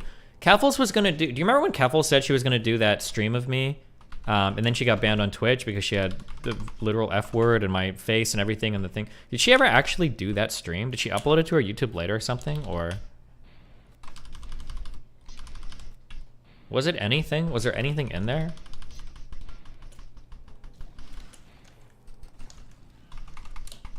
We watched it? You watched it? Oh shit, it must have been super boring. I don't even fucking remember it then. Okay. What are the chances that Keffals was a giant beatard back in the day? Who knows?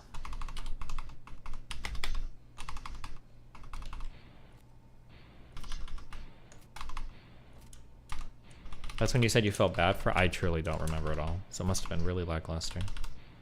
Who are her biggest allies? Keffals has no allies right now. I kind of got a little bit...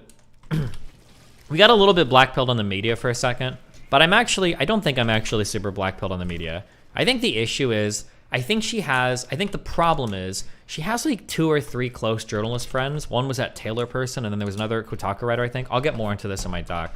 But I think it's just like 2 or 3 shitty people in the media that were like friendly with her, and I think through those people she was able to springboard a whole bunch of really favorable coverage from other outlets. I think that if those people are forced to retract or rescind or clarify parts of their stories, I think that she loses a lot of her kind of like grip of the media.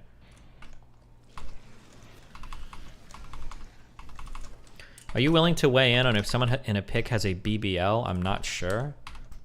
Honest to God, I don't know if it's possible to tell, if I'm being truthful with you. It's Like, the good BBLs are really hard to tell. Like, some people will get like an outrageous one done, but like there are girls that I know have BBLs and I didn't know until they told me. And then even after looking at them after, it's like, oh, I thought you just like a really nice booty. I think it could be pretty I think it'd be pretty hard to tell. I don't know if I can ever clear the planet doing this. Oh, I need Spidertrons because you can like send them around to do shit, right? Oh, I think that night was the night we trolled with the winner account. True. Those were good memes. Oh shit. Spitball here about Sneeko. His biggest strength is his biggest flaw. He seeks truth through funny. He approaches facts through the lens of art. Truth is always about between storytelling and knowledge, and he's too far leaning towards telling us. Maybe.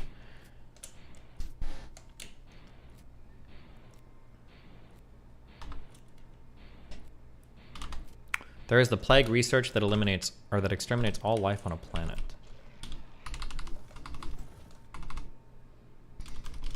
Plague. Oh. Biology Science Pack 4. This sounds like some shit that's way the fuck. That I'm way away from.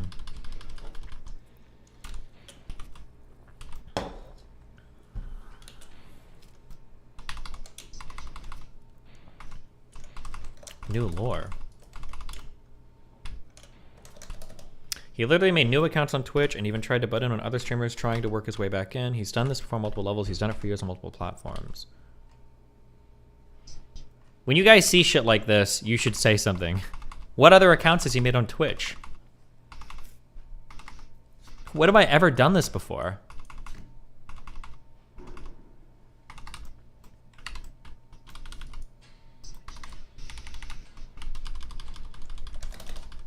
See something? True, that's the new policy.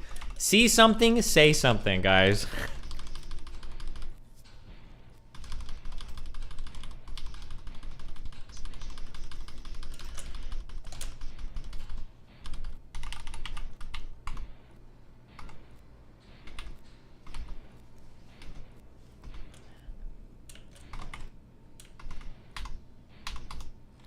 They mean the accounts of Vosh and Hassan, true.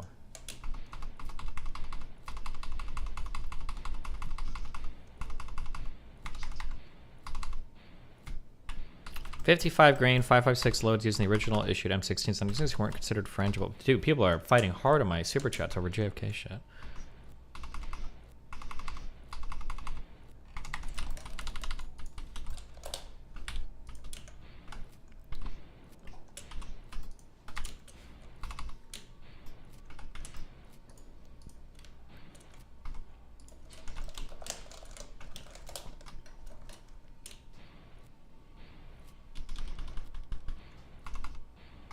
Because Lycan just spread like 10 History Channel's docs worth of misinfo. Nice.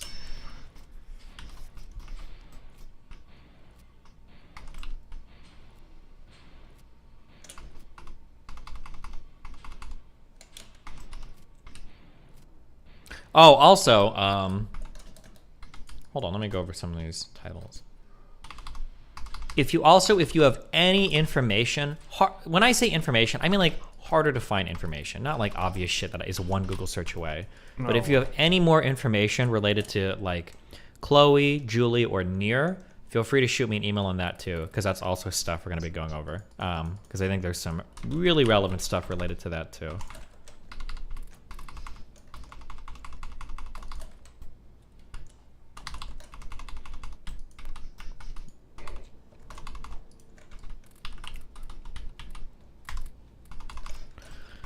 Someone on Twitter is saying you once made fake accounts to get into other people's Twitch streams to ban evade. I've never heard of this before. It's 100% true. I don't think I've ever done that in my life. Making other Twitch accounts? No. If I'm ever going to get unbanned from Twitch, why would I fuck up my chances by making other Twitch accounts? This is like the dumbest thing in the world. Is there any way for us to help in general? Yeah. If you see something, say something. Unironically, if you see people spreading bullshit or lies or misinformation, you should post about it or call them out on Twitter. Say, hey, that's not true. Or do the debate bro thing. Say, source, source, source, source, source, source. Do that. Hit him up with the source.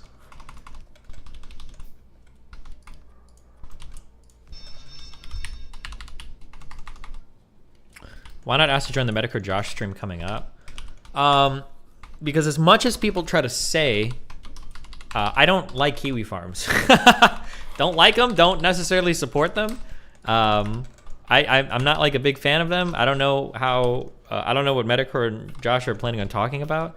I'm not there like trying to help rebuild the site or any shit like that. Even though that's what Kevels has tried to paint me as. So if they want to chat and do stuff, that's fine. There might, if I have something relevant to talk to Josh about in the future, I would. If he wanted to, if there was something to talk about, but I don't think he likes me very much because I think he thinks I'm a pedophile. And I don't care for him that much because I just don't know.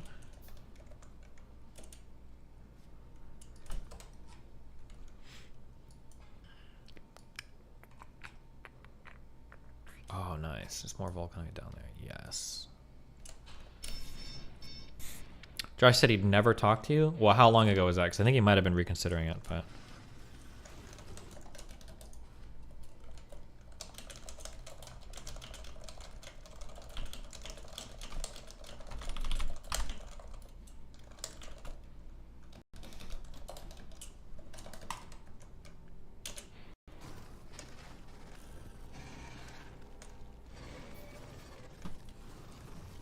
That got me only 3 points, dude.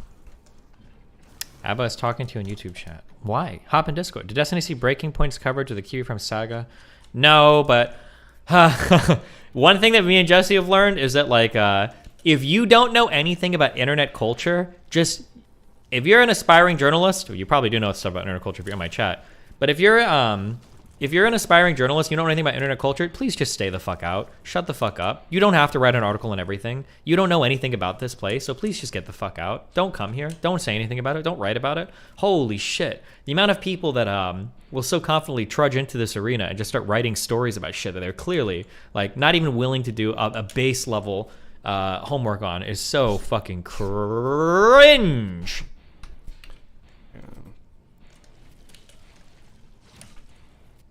If you guys want, you can link me the... actually, fuck it. Link me the coverage. Why not? We'll do a couples day today before I go offline. Gun talk. Frangible ammo means it's ammo designed to frag and made specifically brittle for that use, but that is not the same as saying non-frangible ammo can't frag. Standard M193, the ammo of the time fragment's hard. That's why it's so successful. It is a high velocity, low grain load that rips itself apart on terminal impact. Thanks.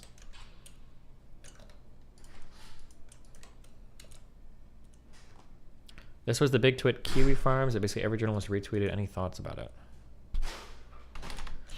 I've been covering Bad President for a long time now, for years. There was one site extremist researchers warned me not to cover because socialism would be dangerous, but it's time people know Kiwi Farm. Oh. Okay, don't cry.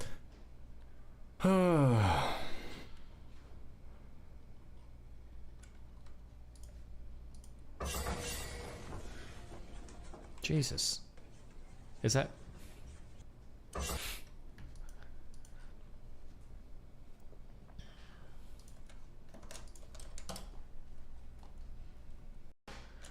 I've been covering Bad President for a long time now. This was the big twit Kiwi Farms that basically every journalist retweeted. Any thoughts about it? I've been covering Bad President for a long time now, for years. There was one site extremist researchers warned me not to cover because socialism would be dangerous, but it's time people know Kiwi Farm. Oh. Okay, don't cry.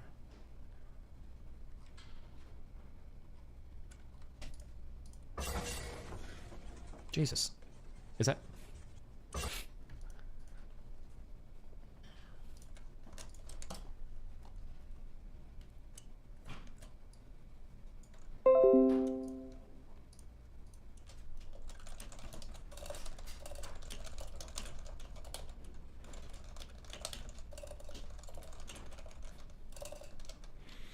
Bum, bum.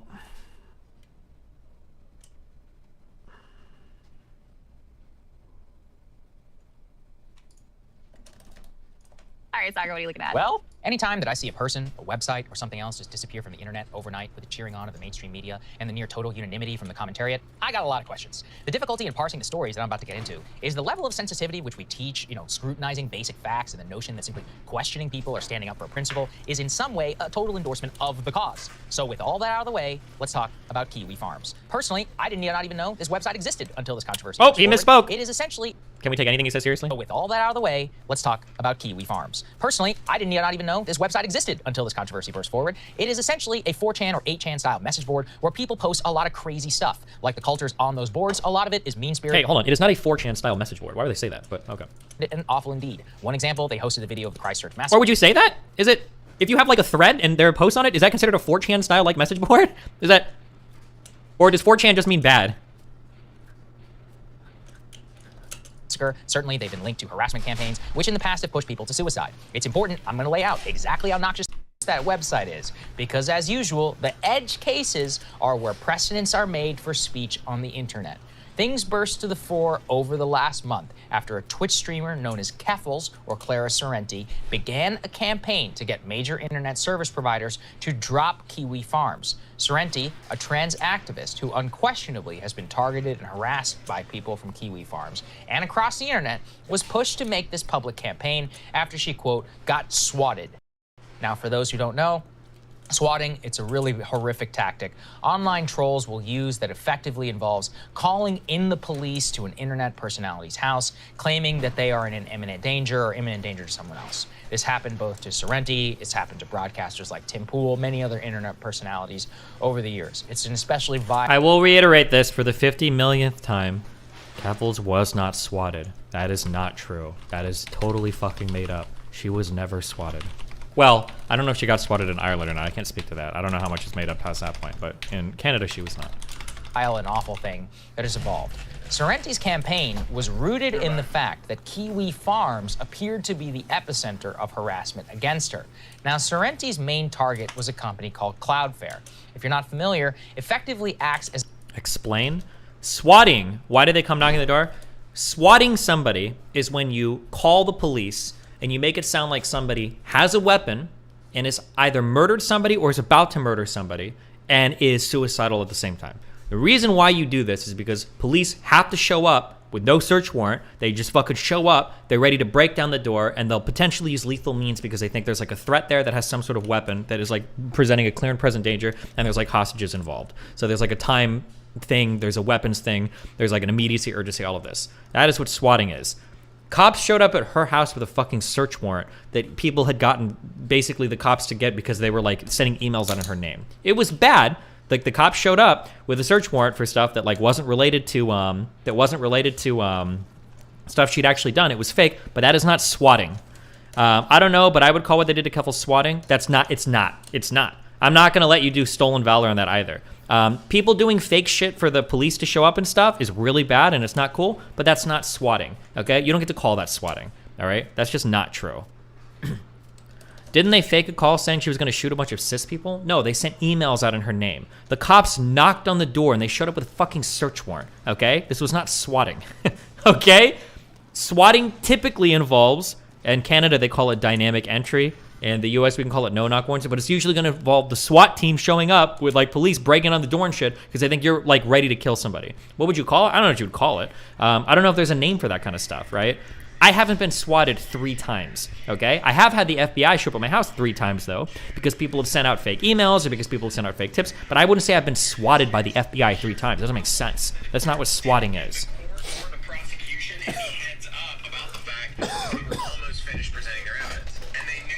Such a Semitic talking point? You mean semantic?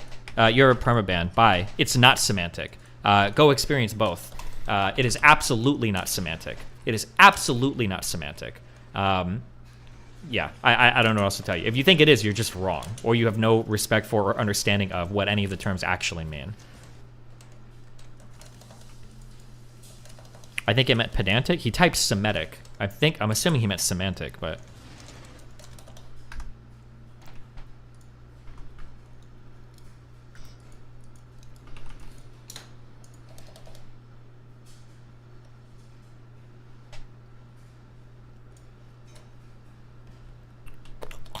Wouldn't it be fair to call it an attempted swatting if it was shown the caller had that intention specifically? Stop saying caller! There was no caller! There were no calls! They were emails!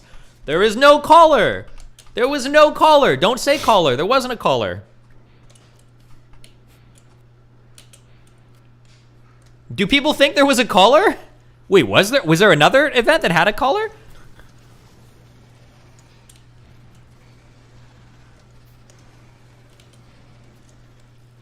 Then who was phone? True.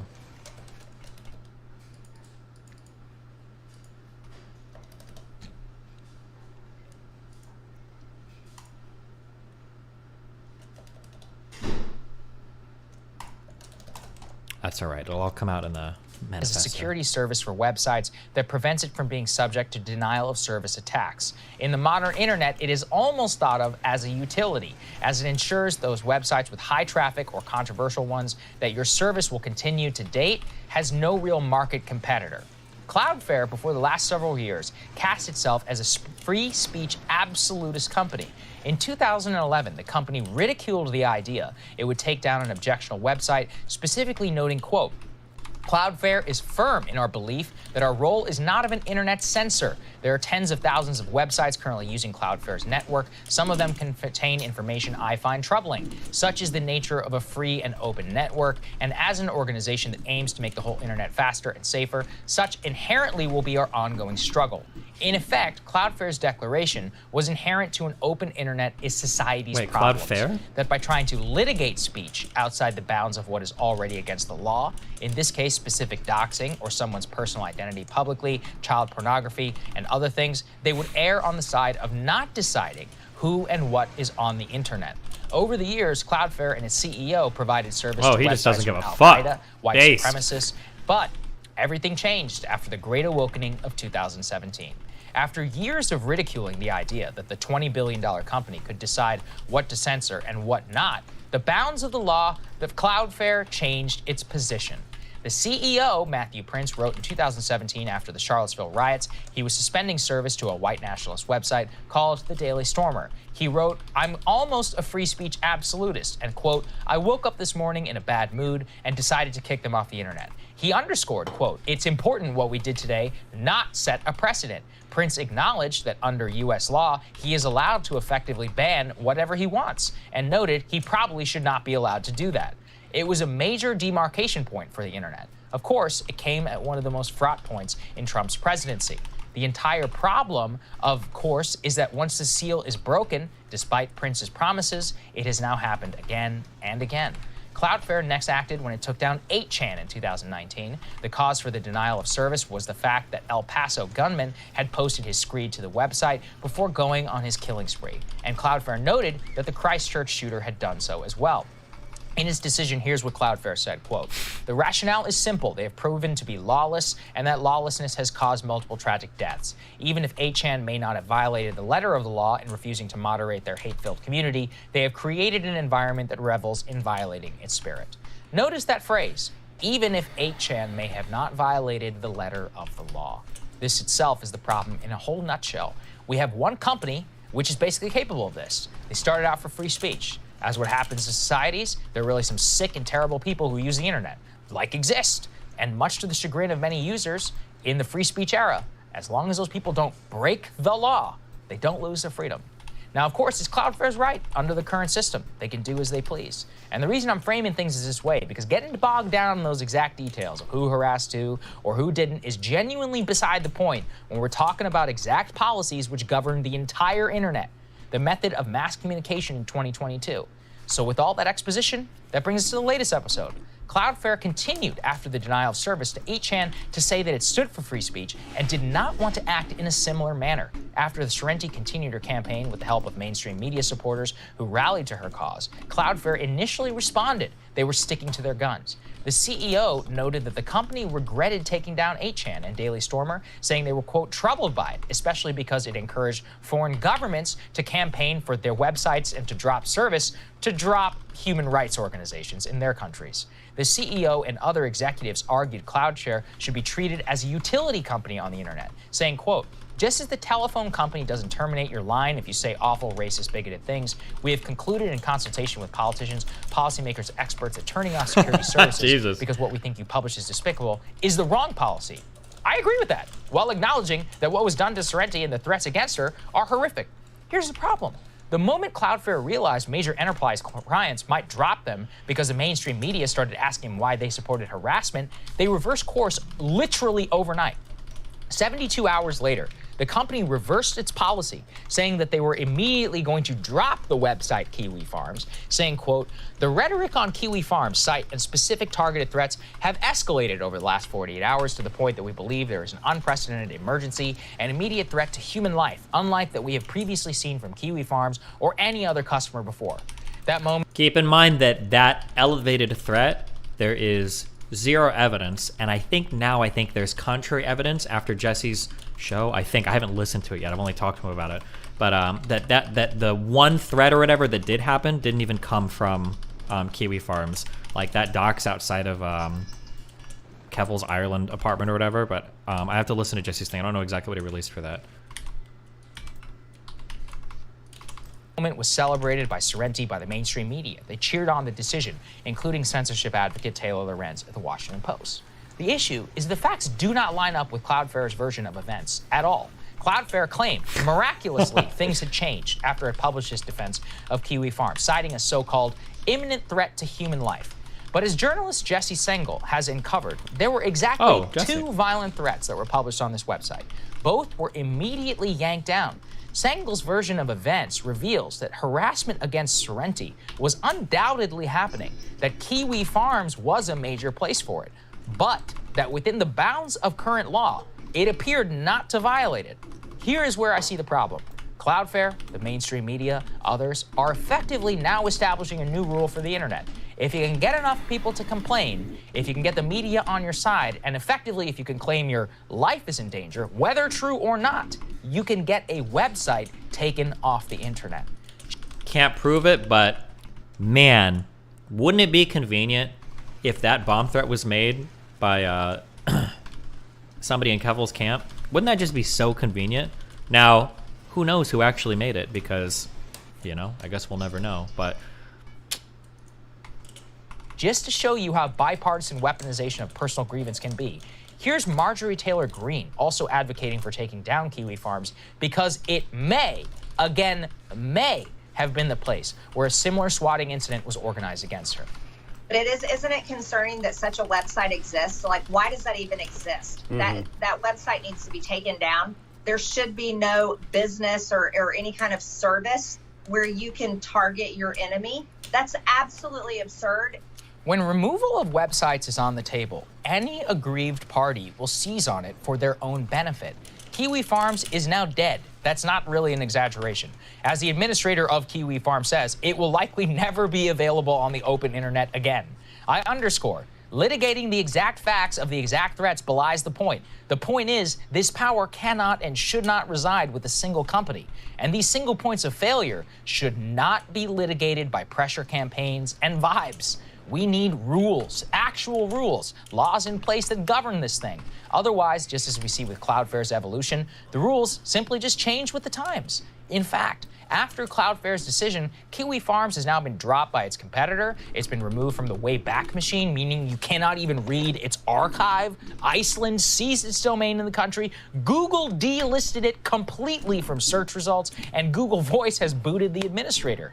It's as if the site literally never existed at all because it became a cause celeb online. The First Amendment has 200 years of case law that established the extremely limited exceptions to which free speech is allowed to be limited by the government and authority. This standard has stood the test of time because at times, being uncomfortable for whatever social movement is considered acceptable. Its existence is a recognition that dissent is vital and must be protected. The absence of this law, the existence of the human element, which effectively utilities for being online, leaves anyone who occupies any area of dissent vulnerable to effective disappearance if the right people take notice. I fundamentally reject this framework, and I'm watching in alarm while the rules and the precedents of the internet just changed, marched in a more censorious direction for the third time in the last 5 years. it is capable to understand and acknowledge that while also acknowledging the horrific harassment that was directed at Ms. Sorrenti and many others who are online. We have to solve this problem as soon as possible, because if we don't, the journalists will be in charge. Given how wrong they are, that should scare the living hell out of you. So this took me way too long to get to the bottom I'm of. glad you did. Crystal, I had Cable news is ripping us apart, dividing the country, making it. Wow, dividing the country.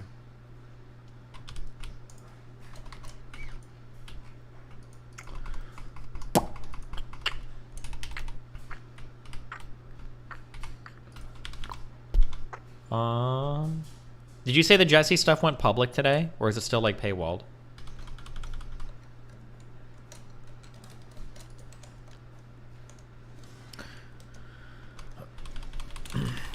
Are both episodes public or just one of them?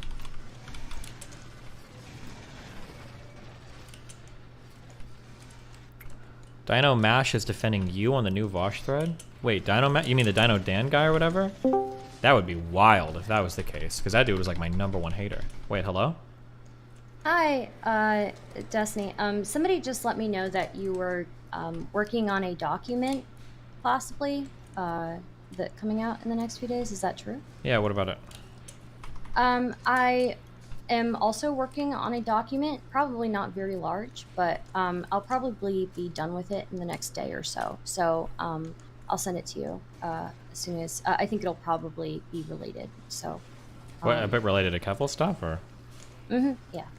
It's gonna be smaller, but you know, it might be useful with clips and stuff. So. Okay. What are you saying? What it's about, or? Well, yeah. I was just going to basically document my my experience with her and just the reasons why I'm a little bit concerned about things, and kind of go over that. So. Because you know, it's very quick. People are very quick to put this label on people, or like immediately call me a transphobe, or immediately call me this or that, you know, right winger or something like that. And I'm very clearly not. And yeah, I just I was going to document it from my side, basically, and just write everything out. Well, I've already written out a lot of it, but yeah, I was gonna. I'll send it to you as soon as I'm finished with it. So. Okay. Yeah. Cool. See you later. Well, good luck. Bye. Bye. Dude, the Keffel's conversation with Stardust, I think, is one of the most unhinged conversations I think I've ever watched before. Holy shit. Did Keffel's have another conversation with somebody that was on that level of unhinged? I'm trying to remember. I think, was there one other person that she, like, lost it on? Oh, Hunter Avalon, I think, was another person. Oh my god. The Keffel's combo was crazy, though. Damn.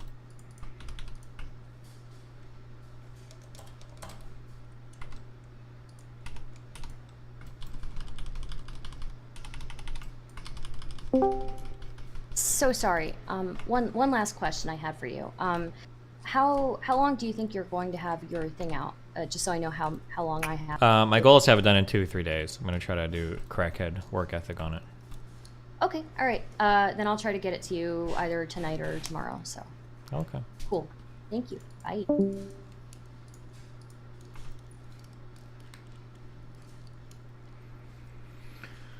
Ooh.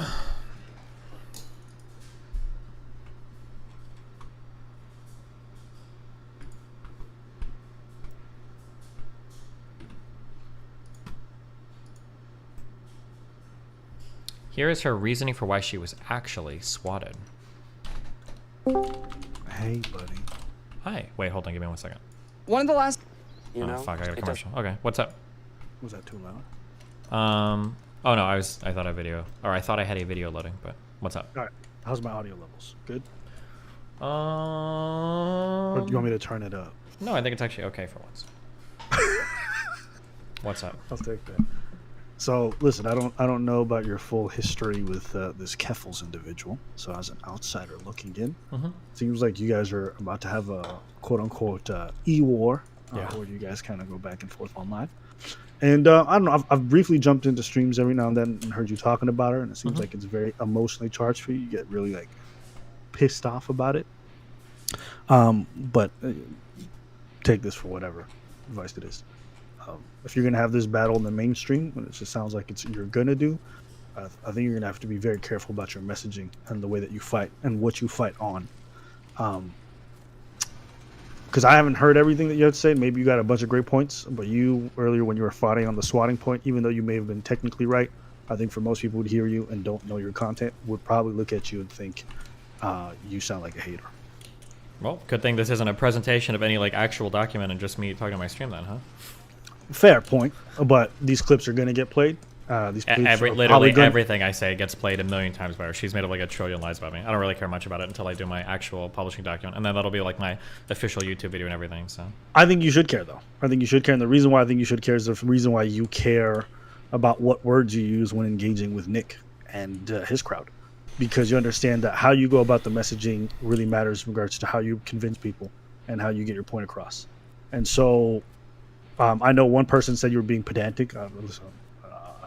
I don't know if it go that far, but if I look up the definition of swatting and what it is, and then what you were arguing on, like that's a losing battle, optically speaking. I mean, it has. And I think the optics really matter. I understand the optics matter, but it is absolutely not a losing battle, and it's even disgusting to imply that it was swatting. Maybe for reasons that like normies aren't aware of, or people aren't aware of on the internet. But I'll go into that when I do my like actual document. Like, there's a lot of people that don't know what swatting is, or maybe the first time they've heard of it was in regards to Keffels. But like saying that what she had was swatting would be the equivalent of me saying that like a girl that had like a man make a rude comment about her ass got raped. That's like the equivalent. It's not even remotely similar. It's worlds apart. Like cops showing up at your place with a search warrant and then like nicely like arresting you and taking you to jail for the night is way different than people busting your door down with assault rifles out screaming at you and potentially shooting you and killing you if you make the wrong move, which has happened before. A person got murdered while they were being swatted. I'm going to be honest with you. You know what this sounds like? This sounds like you telling someone what the difference is between sexual assault and rape. Okay, I mean, I understand what you're saying, but I totally disagree. Like, I'm not gonna let this point go because some people are just like fucking retarded. Like, I'll explain like in detail like what the difference is between swatting and like getting the cops to like show up with a warrant at somebody's house. And then if people can't understand them, they won't. But it'll be up to me to make that argument in a document. I'm not gonna drop every single point. Yeah, but like you're asking me to drop what I consider to be like a really important point. It's like, well, you know, it sounds kind of bad. I don't give a fuck if it sounds kind of bad. Like, I think it's a really important distinction to make. I agree with you. I don't disagree that it's a good distinction to make. I think how you go about choosing to do it on stream matters. Yeah, because when your document is going to come out, you know what clip they're going to use. They're not going to use your document. They're going to use your clip of you talking about it willy-nilly on stream. And so if you really are going to war, and this is going to play out in the mainstream as you claim it will, these are the clips that are going to matter. They're not going to quote your yeah, but I don't even think I've said anything that's like I haven't said anything wrong. Like, I even caveated in the beginning that like doing what they did to her was wrong. You shouldn't do it. It's fucked up to have police like led to your house for. I know I've had the FBI show up at my house 3 fucking times over shit. It's not a good thing. I've said all that, but like I think at some point, like, these were wars that I fought 2 years ago. I think we have to stop obsessing so much over the optics shit that you lose all of the fucking bite and you're just bark. Like, oh, well, I don't want to say anything too mean because optics. Like, at some point, you're not fucking saying anything. Like, I'd rather there be some people that are like, well, look at that clip where he was talking real seriously about swatting and then still have, like, all the full weight and gravity of what I'm talking about than, like, having to be so fucking careful with every single thing I'm saying that I have, like, no bite anymore. Like, that's... I'll tell you why you're wrong. Okay, tell me why. I'll tell you why you're wrong. Because who you're facing. Okay? From the limit that I've come to understand and what the chat's been telling me, seems like this person's a master manipulator of sorts. Someone who's good at crafting media narratives and using her context. If you are going up against someone like that, you have to be equally as cunning in regards to how you engage in rhetoric. If you don't, they will use every single and they got so much material, right? They got so much material on you, and they got the media behind them. I understand why you're saying this. I understand where you're coming from, but like, it is not a media savvy person. It's not a cutting person. They were on an upswing because they're trans and because they got like a couple good journalists on their side, but like, they have demonstrated a consistent lack of intelligence, a consistent lack of cunning. They're on a downswing right now because of all the lies. Like, my doc is not meant to come into the middle of like a close war and like try to turn the tides of battle on a losing side or whatever. It's just meant to come in and be like the final nail of the coffin. Like, she's already got like 6 huge communities on the internet that are like either against her completely or turning against her, not to mention all of the illicit enemies that she's made. She's got a couple friends in media. She's like desperately trying to scream me down to get me banned on Twitter because she's petrified if anybody clearly talking to me. Like, I don't think this is a super cunning, savvy media opponent that I need to like bring out like my 7,000 IQ plays against. I think I just need to throw together a pretty compelling document that has like all of the information about her and the ways that she's lied, and then put it on the internet in a pretty effective way. I think I can do that. It's not like, this isn't like the final boss of the internet. It's like a stupid side boss that for some reason, like the makers of the game gave a really high reward for slaying. Okay.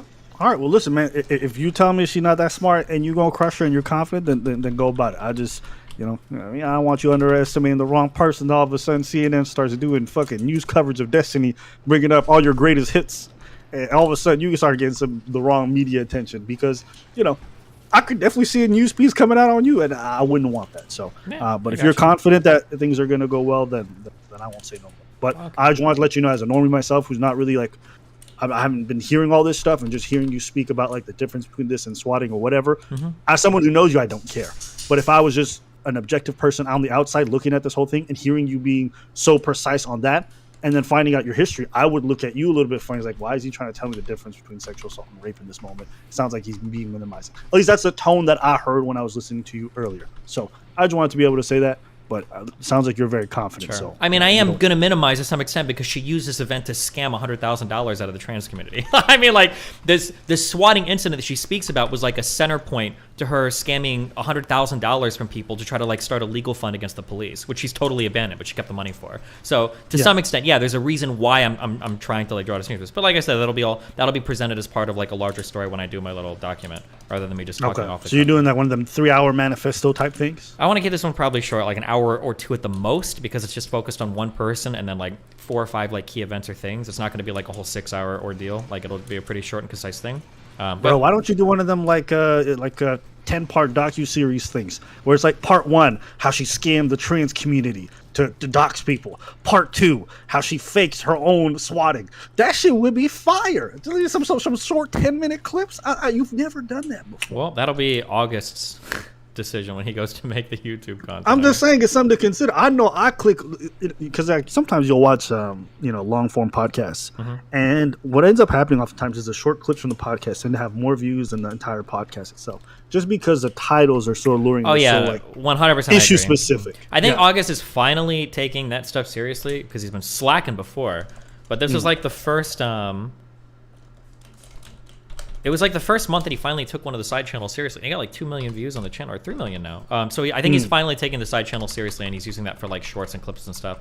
Oh, and also the Daliban Army are now posting clips and stuff like YouTube shorts and TikToks and stuff. You guys are doing a great job of that, and a few of those have been going on. But no, I agree, yeah, because I mean, if you think of like anything, you should like, consider it. Because I would be much more likely to click. Cause I didn't know about that whole trans stuff. Like, listen, if you say Keffel's manifesto, I probably won't click on that. Because one, if I don't know her, don't care, and if she's a shitty person, I'm not watching a 1-hour video about people I don't give a fuck about. But if you really want to do a hit, like if Keffel puts out a tweet, she says these people are doxing folks and killing them or whatever, that's clickable. If she just comes out and says Kiwi Farms is a bad website, nobody cares. But once you make it very issue specific, then the videos become much more compelling to click on. So I would just suggest, not on a side channel, even on your main one, to do something a bit different for this one since it's such a big issue, and just hit each point and break down the evidence for it. And I think that way you can make some really compelling content on this specific issue. But again, this is just one strategy. But I just wanted to. Yeah, I'm sure August will figure out what the best way to sell it is. I have to be kind of careful because, like, if I can't do, because of the type of content that my audience is used to, it's going to look weird if I upload like 8 videos, 10 minutes each or whatever. But I'm sure there's like a couple things that could be like in a short or something, you know? Yeah. I think your audience would be fine if it's a very special event, as long as you're not making it a reoccurring thing. But I could be wrong. I'm just saying, like, if you release it as a playlist, all 10 at the same time, I mean, it might not be so bad. But hey, I just wanted to say that. But listen, I wish you luck on this war. If you ever need an arms dealer, holla at your boy. This is what I do. Are you still in Europe or? No, I'm back. I got back yesterday. Got to watch the Queen die. Got to watch white people run around with a coffin. This shit was cool. Damn. Did you have fun over there? Yeah, I had a good time. Just went out every night. Did some dancing, did some skating, did some hanging out with people. So it was cool. It was a relaxing time. Well, I saw you did some rock climbing with 3 couples. Yeah, that's a weird way to put it, but yeah. That's. I'm not gonna lie. Didn't I make that shit sound like a swingers night or something? Yeah, kind of. Yeah, a little bit. But hey, listen, if that's what you like to think I do in my off time, you know what? More power to you, man. I mean, listen, if there's anybody in my friend group who might be into that, it will 100% be you. So I support that stuff. But Have yeah, you, man, listen, go ahead. Was that? I was gonna say, have you ever gone down to like New York City to do like comedy or whatever? Are you friends with anybody down there? Or?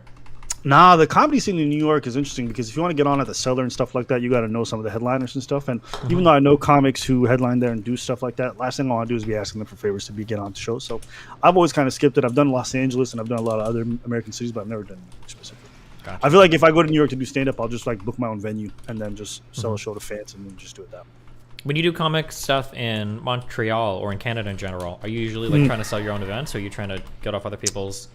So like if I'm just like working through material, I'll do a bunch of open mics. I'll do like paid shows. I'm generally not announced, so nobody who comes to the show knows I'm doing it. So for me, it's just a good time. I go work on the material, crowds enjoy it, and then everything's anonymous, so it's a lot of fun because it's not a biased crowd. Yeah, and then if I'm doing a big show, like if I'm doing 30 minutes, 40 minutes, whatever, then I'll sell out my own venue. We've done a few of those. We've sold out big venues already. We did one with 20,000 people in Montreal. So yeah, we've definitely done that a lot in Canada specifically. Gotcha. Okay. Yeah. So if you're into stand-up, you ever thought about trying stand-up? No. Yeah. If you do, you gotta let them jokes hang. Oh yeah, don't worry. That'd be an edgy stand-up night. Okay, we're gonna be emptying the audience. Have you ever done a live event with your audience outside of like political stuff, or has it always been political related? I don't think I have. I mean, I've done like debates and stuff, right? But not like speaking. Well, no, I've done like speaking stuff, but not comedian stuff. I actually did want to ask you, do you think there's any risk to you and your career when you're looking at all this Keffel situation? I probably felt that way before, but I don't think so now. No. Now that Twitch is gone, Twitch is like always like the most like SJW susceptible platform. Because the moderation there are like actual like activists. But on YouTube, as long as you're not like breaking rules, like hard set rules, you're generally okay. Unless you stir some crazy shit up online, or get crazy unlucky. But like YouTube's not going to ban you for being quote unquote transphobic. They might ban you for like vaccine misinformation, but you know what I realized with YouTube, they'll ban you if there's enough media coverage. Yeah, but I think because YouTube is so huge, it's got to be some wild shit. Like you have to be like Alex Jones level, or at least unless you've heard of somebody like way smaller than that getting axed. So there's definitely been a bunch of small people getting axed. I've definitely seen that. Just they're not people you would hear about because they're small. But like, for example, some of your greatest hits, are those still things that you have on your channel, or are they mostly clips online that are like they exist? I think they're on my channel, but I think it's okay. I mean, we don't have to get into it. I don't want to give people ideas, but no, yeah, no. I'll just say this: my shit has been all fucking spam reported so many fucking times. Like I know that this stuff on my channel is okay because it's all been reported like 50 times because I can see it all in the back end. It's like, oh, this video got reported again and again and again. It's like, oh, okay, yeah. All the stuff that like looks spooky, like August took down a long time ago, and then everything else has already had like 30 fucking manual reviews because anytime I'm in some big drama, fucking losers run and try to spam report everything. So whatever's there now has like survived. So yeah. You know, I used to think none of that was an issue because if you didn't keep it on your channel, like whatever, it's safe. But after the Andrew Tate stuff, I realized like even that shit, if it's not on your channel, if you said it and there's clips of you online, these motherfuckers might still ban you. That was a pretty big weird one for me. It definitely was weird, but again, that's like international huge shit. Like Tate, like if you get like really huge like that, like that's I pointed out like the Alex Jones stuff or like the alt-right shit in like 2017 or whatever when Stefan Molyneux and I think a couple people, I think Fuentes got nuked off a ton of platforms, like that can happen, but I think I'm pretty far off that for now, hopefully. I think you're very far off that. I don't think you're part of that realm at all. But I could 100% see somebody like grabbing a bunch of your clips from like way back when you saying some wild stuff and then just doing a compilation of that and be like, see this person? And like, that's unfair because you have like thousands of hours of streaming, so it really represents such a minute thing. Well, they tried to with Joe Rogan, right? You remember that? Yes. And I think if Joe wasn't such a big person making so much money, he would have definitely been taken off those platforms. Potentially. So that's one of those things where I guess maybe I do worry just about the state of censorship to some degree, just because I know that if somebody can get enough media coverage onto something, I do know that the platforms take that super seriously. Even one as open as YouTube, like, you know, even if somebody's doing something that's clearly against the rules or doxing people, like they might not ban them. But if the Washington Post writes an article, if News Daily or whatever the fuck writes an article, Mm-hmm. they start to move completely different. And I think once I saw that, that really kind of made me jump a little bit. Yeah, for sure, it can get spooky. Yeah. I understand that is the case. I have to think. So like, I try not to fight every battle, but like the Kevel stuff is like so fucking wild. Like I don't know if I've ever seen anybody as evil as her be like as prolific and get so much mainstream attention. So like, I'm okay like picking and choosing my battles. This is one I feel like pretty strongly about. I feel like I have like I have the moral authority on my side. Like I know that I'm in the right hardcore. If I do get permabanned off of YouTube because somehow she stirs up enough media attention, I mean, I've got enough money to be retired. Fuck it, I'll just play League of Legends all day. But I don't want to be in an area where I'm like scared to cover anything because I'm worried about getting banned. Because at that point, it's like, what the fuck am I even here for? Like, I want to be able to like tango with some fairly scary stuff because no one else is going to. Like, no one else my size is going to be brave enough to have the integrity to cover anything, except for people that are already deplatformed. So it's like I feel like I kind of have some obligation to it. Yeah, I think that's the line between how much do you sacrifice in order to be able to stay on a platform. And there comes a point where, like, there's way too much. Like, me staying away from this means I can't cover anything I want to do or most of the stuff that I want to do. So it's just not worth it for me to be able to keep the platform if I can't do what I want. So I understand that. I think my mindset, at least with some of the stuff that I've covered in the past, is just make sure I keep money aside so that if it does, I don't have such a huge windfall that I'm like, I really fucked it up. No. But yeah, I hope it doesn't happen, bro. I hope it doesn't happen because, you know, every time I see these blue check marks and all these fucking people with different news organizations start jumping on shit, I'd be like, ooh, that's a lot of heat. And it seems like from what little I've seen about this individual, that she seems to have a lot of that. But maybe that's overblown. When I see news articles and CTV and like, I remember somebody sent it to me who was like not part of anything online. Which like, yo, do you guys know about this online stuff? People are getting swatted. And I was like, what? And it was her. That's how I actually first heard about the swatting. Then I came to your channel because I remember you. No. So I'm like, oh, if this is all over Canada and this is actually like a news story that people have heard of, I wonder how much pull she has in that regards. Is there any part of you that thinks you're underestimating her at all? No. I tend to. I think this is gonna sound dumb. I think I have a problem with humility sometimes. I tend to give people a lot of credit for their actions, and then they continually like underimpress me with how fucking stupid they are. I used to think Keffels was very, very, very savvy with how she approached everything, but the more that I've watched her interact with things, and the more like missteps I've seen her take, and the more blatant like her kind of like she just tells so many lies. I think it's a compulsive habit, and she's just like so bad at like navigating like where she's at. The only reason she's been able to do it is just because like online activist trans narratives are so attractive that she's got like so much leeway from that basically. Yeah, because when I hear you say she lied, I don't think they care. I don't know if these organizations really care that she's lying about a lot of stuff. Some stuff they will, but we'll see. I don't know. When I put it all together, we'll see if they do or not. But okay, yeah, they're like, it's like dumb lies, like and a lot of lies, but we'll see. Yeah, but listen, I'm not gonna lie. When you said she stole money from the trans community, that's a good one. That's a sucker punch. You got to make that its own title. Sure. If I find out a trans activist stole, that's like when the BLM people stole money from their own. Oh shit, I remember those guys. Yeah, like I'm just saying, that's a good title. That's clickbaiting. You gotta get them views in, all right? Yeah, I'm working on it. Okay. All right, man. Listen, I want you to win, brother. So if you need anything from me, let me know. All right, I love you, buddy. Be careful, okay? Yes, peace.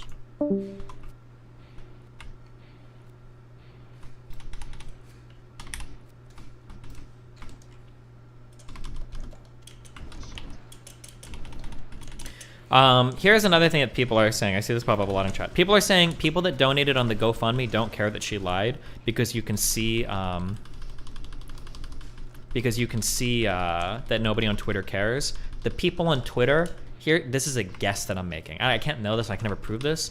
But the people on Twitter probably don't make up the majority of the donos. I'm willing to bet that when her story went national and international, there were a lot of normies that just threw like 10, 20, 30, 50 bucks, $100 to that GoFundMe that never heard about it or followed it up afterwards. And if they were to find out about it, they'd probably be upset. That'd be my guess. I could be wrong, but that'd be my guess.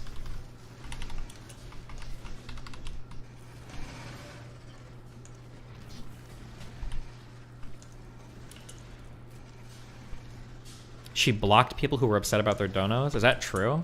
If that's true, wait, where's Tick Brady at? You should post that evidence to him and we'll log that. That would actually be amazing if that was true.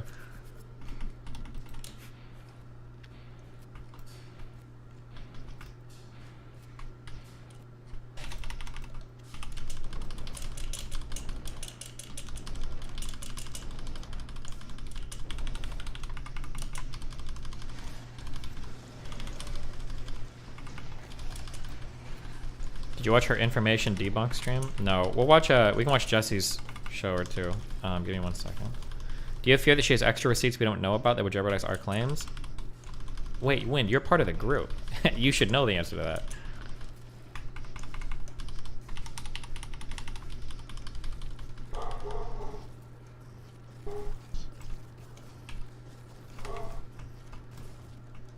Wait, is Jesse's show 3 hours long? Wait, people are saying 6 hours of content coming?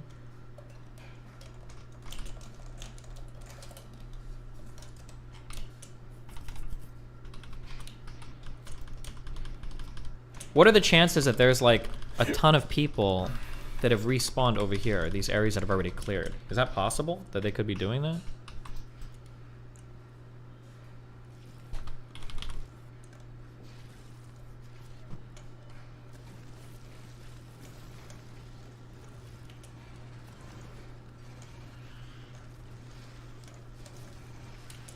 Weren't you about to watch a Twitch stream before Ava called? Oh shit, true. What is this? Address. So, oh my god. One of the last things that I want to address before I get into the actual policy proposal. People were trying to say this was not swatting because they did not do a dynamic entry, meaning they didn't break down the door and rush in, which I never said they did. They did not go into my apartment until after I was in custody and they had a search warrant signed. They spent 8 hours searching my home while I was in custody. And the reason that they couldn't do that to begin with is because they needed proof there was actually a firearm. If there was actually a firearm that they saw when that initial interaction occurred, they would be A-okay to just go in and raid the place. What is she even talking about? If they saw a firearm before the interaction occurred, what if they X-ray visioned it through the door? Can somebody translate what she's saying? Maybe I'm just not paying attention. I'm sorry. Let me listen. I don't know what she's even saying right here. They did not go into my apartment until after I was in custody. Also, keep in mind, fuck. Well, I don't want to do, I'm going to bore you guys with the manifesto if we do all of our greatest hits right now. But keep in mind the difference now between what she was saying before and after, right? Before it was, I woke up to an assault rifle in my face. Now it's, I was in custody before they ever even came in my apartment. Damn, that shit right? fucking moved hard. They had a search warrant signed. They spent 8 hours searching my home while I was in custody. And the reason that they couldn't do that to begin with is because they needed proof there was actually a firearm. If there was actually a firearm that they saw when that initial interaction occurred, they would be A-okay to just go in and raid the place. I don't even know what she's saying here. That said, that's not what swatting is. Swatting is simply deceiving the police so they dispatch their emergency response unit. It wasn't an emergency response unit that showed up at the door, though. It was police officers with a fucking search warrant. It was police officers with a search warrant. It was an emergency response. Hey, so... Hi. Hearing what she had to hear, if you need the legalese translation, I would sit there and say, what she's trying to explain is the fact that when she first came out to meet the officers, and they took her into custody if they had performed a search on her incident to arrest, then if they had found a firearm, they would be able to do as they wanted. But wait, hold on. You're a lawyer. We're gonna be very clear here. What do you mean when you say do as they wanted? Well, they would be able to respond accordingly, as she said, right? They had to search... Well, no, wait. They already had a warrant to search her entire fucking apartment. They didn't need to find a weapon on her. They already had a warrant for the entire premises. They confiscated her electronic devices. So they had a warrant for a whole bunch of shit that was already signed by a judge. Correct. But, and you know, I want to caution this to sit there and say I'm taking this from a American-centric point of view. Mhm. But if their response and the way in which they responded, it sounds like, was determinative based on whether or not she had a firearm on her person at the time that she was. Well, what would have? Well, hold on. What would have been the difference? Here's what it sounds like would happen. It sounds like they knocked on the door, and then they said, "Hello, we're looking for this individual." Yep. And then the people inside were like, "Oh yeah, let me go and get her." She came out, and they were like, "Hey, we have a warrant to search these premises for these items. We're going to take you into custody while we do the search because we're not sure if it's safe or not." And then at this point, whether she had her gun or not, they still would have taken her into custody. They still would have searched the premises. They would have executed the search warrant, confiscated whatever electronics were specified, I imagine, on the warrant. And then it would have been the same regardless of if she had a weapon or not. So I think the biggest deviation in terms of what we're talking about is the difference between her being actually formally arrested and charged versus it being looked at as a false report or a false narrative. No, because formally arresting and first of all, she was arrested because there was I don't know. Fuck, I'm talking a little shit because I don't know if Canada's the same way, but I imagine there was probable cause for the warrant. Me, you're right. Right. You're totally right. But the if she had a gun and they would have arrested her for the gun, then the implication there is that she wasn't allowed to have a gun. In which case, they're fully within their right to do that anyway, right? Correct, but there's a difference between her being arrested pursuant to a warrant and then being released without being charged, versus her being arrested and then charged for the underlying offenses of making those criminal threats. I don't think she would have been charged for the threats just for possessing a firearm, though. It depends on the standard and what the warrant was. I guess maybe they would have charged her, but I'm talking shit here. But I'm almost certainly they would have dropped it after like executing the search and everything. That'd be my guess, whether she had a firearm or not. Like just because she has a firearm doesn't mean that she's also making threats and sending those emails or whatever. Well, how shall I put this? It puts the ball in her court to defend against a probable cause. You understand what I'm saying? Where they could charge her and say, okay, we believe and we're going to take this to trial because we believe there's sufficient evidence to go to trial, versus, okay, her story holds up because there's no firearms, there's no weapons, there's nothing to suggest that, she's purposefully trying to engage in the harmful action directed at the local politicians. Because as I understand it, I super don't believe that. No shot. That if she would have had a legally possessed firearm, that all of a sudden now, because it gives credibility to the threat. Yeah, there's the impossibility of this person does not own firearms, and therefore, okay, they don't own firearms, they can't actually shoot somebody, versus, okay, they maybe it would have taken another day of processing, but there is no way that they start laying out formal charges based on because it's still based entirely on the emails, which were bullshit. Just because she happens to have a firearm. But the police don't know that. That's what I'm saying. They already have gotten enough in terms of probable cause to get a search warrant for the purposes of determining whether or not he actually has a firearm, right? Because you're searching for whether or not there is evidence. If the firearm is legal to own in Canada, again, I don't know Canadian law, but that wouldn't hold up in the United States. I'm allowed to own a gun. If somebody calls in a bullshit threat and says, oh, he's got a gun and I have a gun, you can't just arrest me and then use that as part of your probable cause. Well, we knew that he could have been threatening them because he owns a gun that's legal to own. There's no shot, unless Canada's way different. Canada might be way different. The other thing is there's a difference when you're actively making threats towards an individual, specifically violent threats, which is, this is the basis of red flag laws here in the U.S., right? So when we talk about red flag laws and we sit there and say, oh, well, we have the ability to take people's property and take away their ability in order to own or use firearms temporarily, at least on the basis of, hey, we think that this individual is a threat to themselves or others, these types of pieces of evidence can substantiate that. The other thing is, you also have to take into effect that most people are going to look at threats at politicians a little bit more differently because it becomes more political in nature. Yeah, I can understand that, but I don't think the goal was going to the apartment to see if she was a threat. I don't think that was the only goal. I think some of the goal was to ascertain if she'd actually made those threats. That was the big thing, I think, right? And I think a combination, and as I said, I think a combination of A, her not owning a firearm, and B, confiscating the electronics and ultimately finding that, she was not the one to send it is what,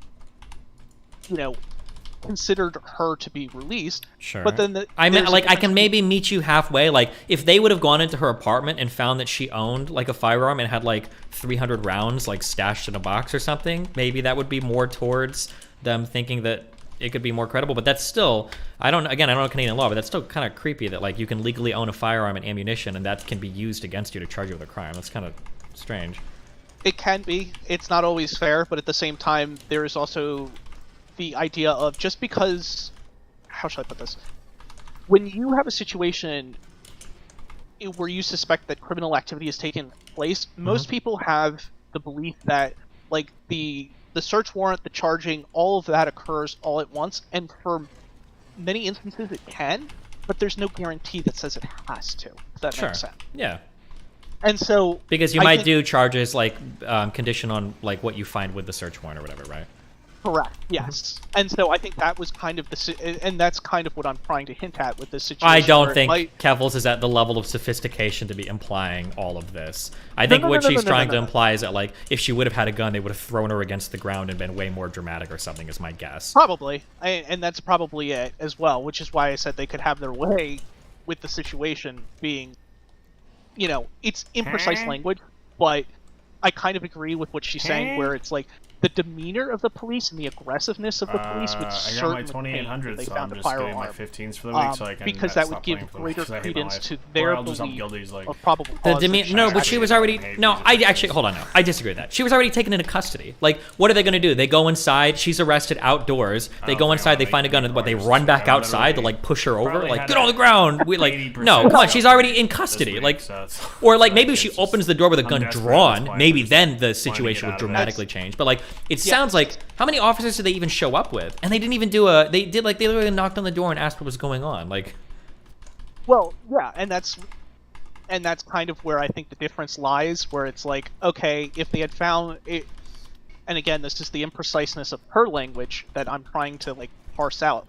Well, but you're acting like she's being imprecise because she's just misspeaking. But I think the imprecision is like pretty clear on her part, like, or intentional. It's because she knows that it sounds way fucking stupid when she's actually honest about everything that's happened. I understand, and I'm not disagreeing. Because remember, her initial language was she woke up. The first thing she said was, "I woke up with an assault rifle pointed at my face." Right? That makes it sound like she got no-knocked. That's what it sounds like. Yeah, or that they like stun grenaded her, you know, her front, or no, I shouldn't say stun grenade. They did the dynamic entry, metal bat dynamic entry where they just break down the door and they like all, you know, funnel in. No, I want to caution that, but I think there's a difference between the situation in which you're engaging in a kind of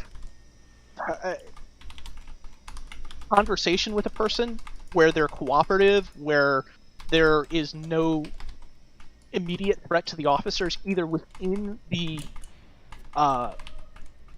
place that is being searched or within the individual themselves having a firearm on them, you know, greeting the police at the door with a gun, you know, in your hand, versus a situation where, you know, it's pretty easy to see that like there's no immediate threat to the officers. They don't have to. They can take a little bit of a breath, so to speak.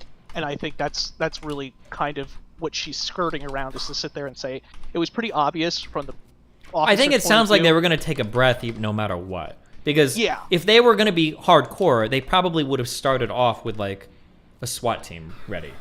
Like, it wouldn't have just been a few. Maybe. It sounds like a few officers showed up the door. I don't know how many she says in her video. Maybe she says, and then they just like knocked and they executed their search warrant. But yeah, they showed her the paperwork. They said, "Hey, we have a search warrant."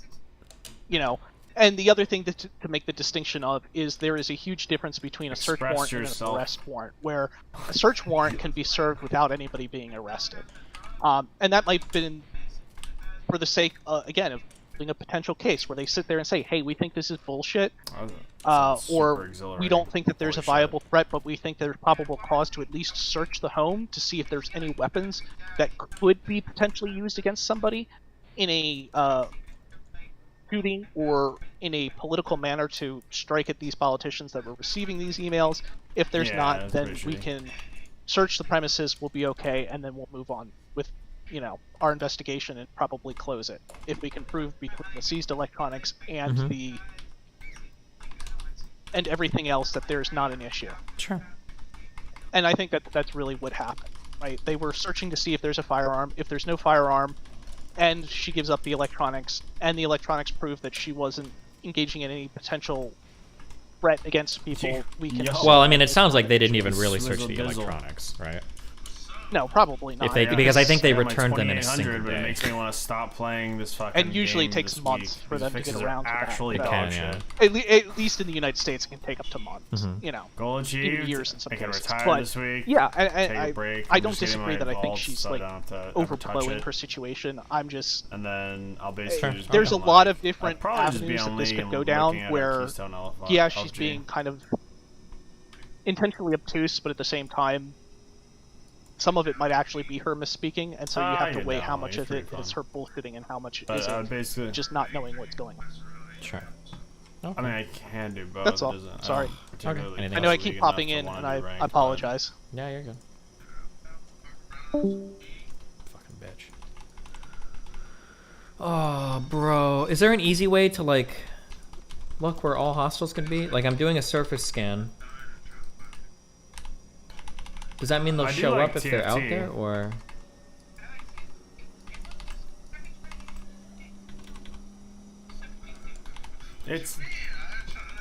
It's a healer thing. Oh, Jesus Christ. Hold on one sec. And then we'll listen to the... We'll finish listening to this and we'll listen to the Jesse thing. One sec.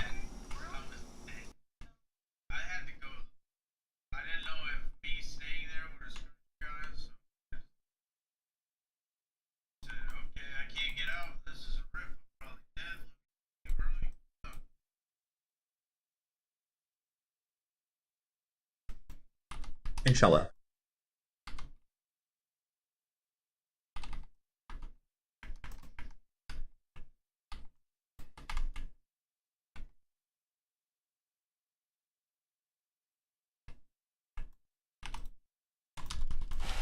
It begins, but for real this time. Wink.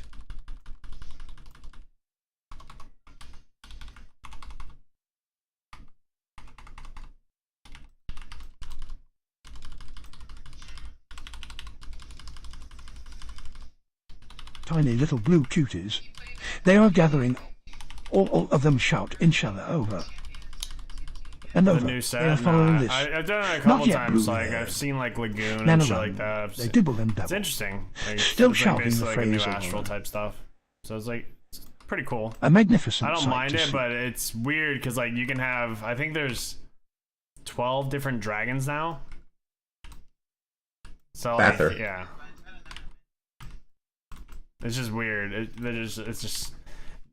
Again, I didn't. That's the reason why I stopped playing TFT originally, was just because it's like there's so much with the new set. It's actually just kind of overwhelming.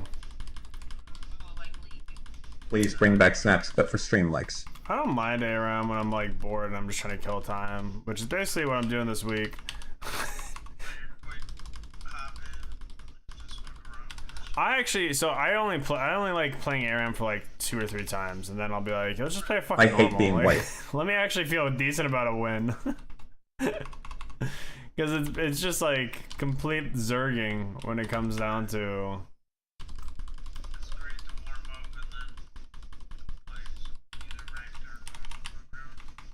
Destiny. Lol. Are you a jungler?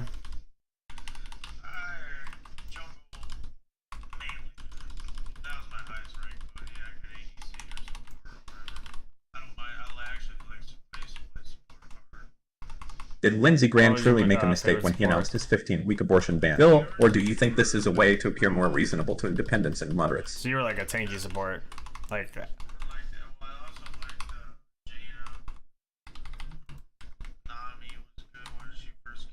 Destiny, click You're this not link, like, please. You're a peeler. You like you actually like supporting an ADC rather than be like a playmaker.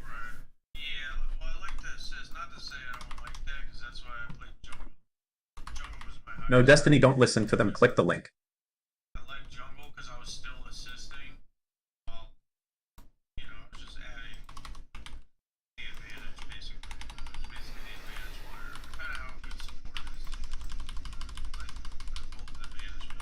submode only until the manifesto drops, Giga Chad.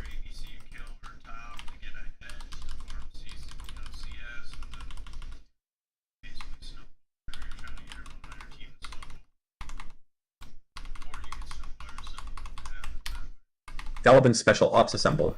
What was your favorite? I'm assuming you were a Vi player.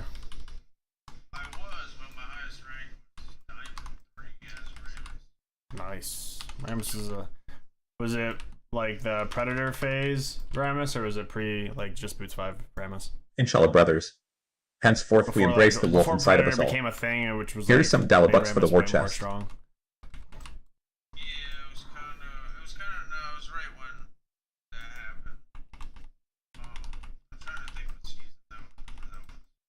The video with you playing Valorant with Lily Picho and Pokemon cracked me up. Love your content.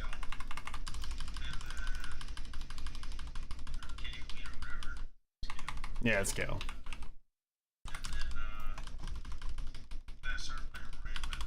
Hail to the king.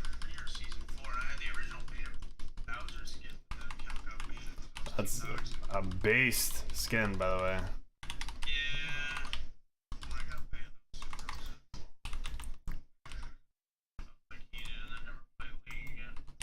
Fan since 2020. Just wanted to say thanks for inspiring me to challenge my deeply held beliefs. I may not always agree with you, but I love the thought experiments. Times. Big hugs and best wishes. Highest was Diamond 1, but that was when I jungled. The other two I did support and I did top. I'm a dumb fuck. I did really solo, one trick pony type shit up to, and then I did Zyra was my support. But my second favorite support of all time, as simple as he is he's like my favorite playmaker, is Alistar. Just remember to make it look like a feint and then deliver the knockout. If you have a fucking good Alistar, bro, he's just different. Cause like, yep.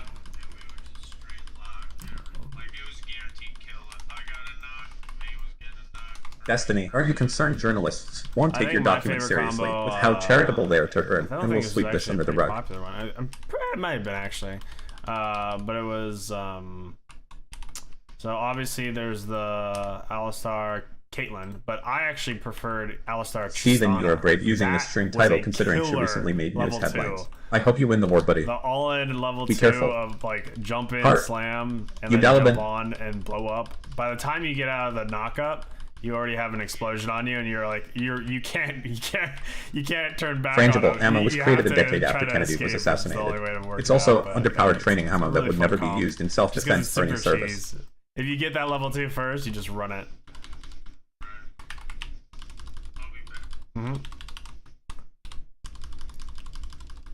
Okay.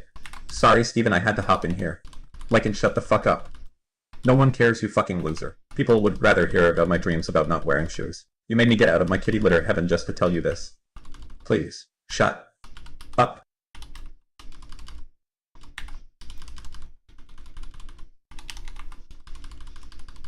Well,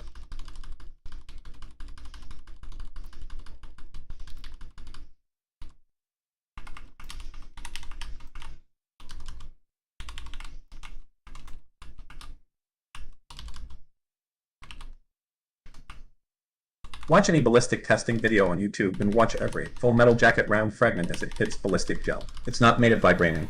It's a thin copper jacket around the lead core.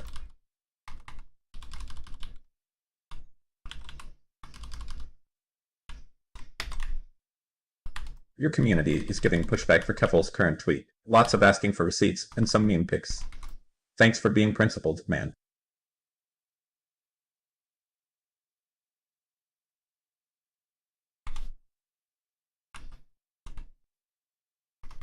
The M16 did not exist when Kennedy was shot at the rifle that was used was a 6.5 mm Carcano from WW1 and WW2 used by Italy. No US rifle was made in that caliber, and no guns carried by the SS on that day could have fired a 6.5 mm bullet.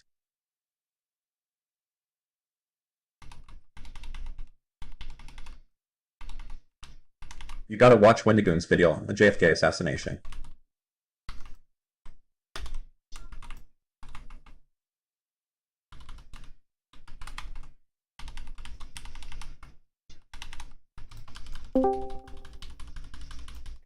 Damn, you What guys are. History Channel documentaries do to someone, Lola?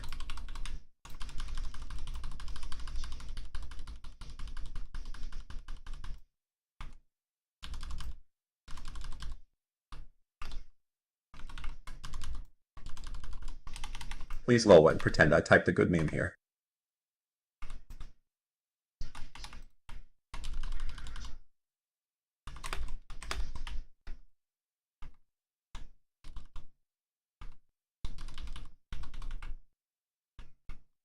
There's a great HBO documentary about Q8chan that has Frederick Brennan in it heaps.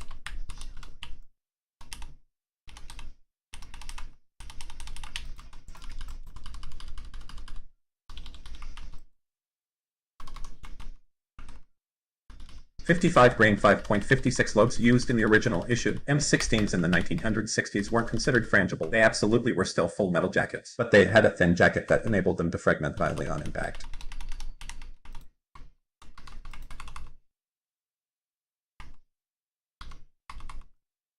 If the government was so good at masterminding conspiracies like 9/11 and JFK, why wouldn't they fake WMD in Iraq?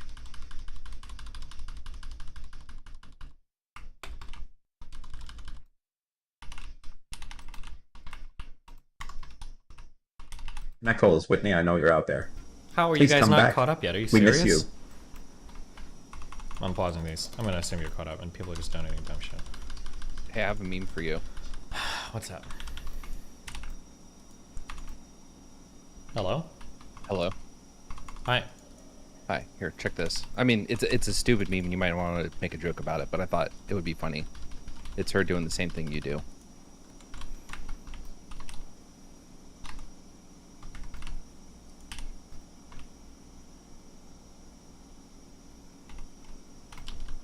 Is this her Twitter or? Yep. It's not even in the profile backup for her. And then she was using it when she got nuked.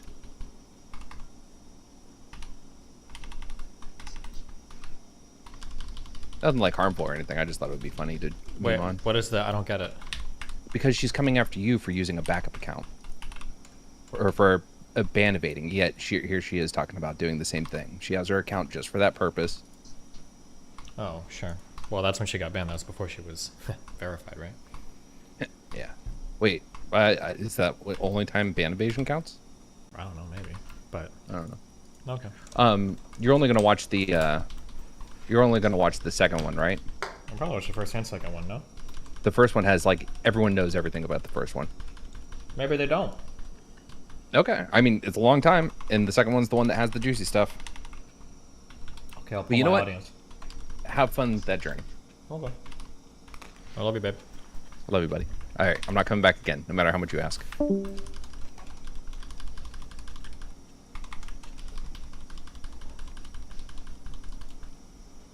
Has nothing to do with getting raided or not.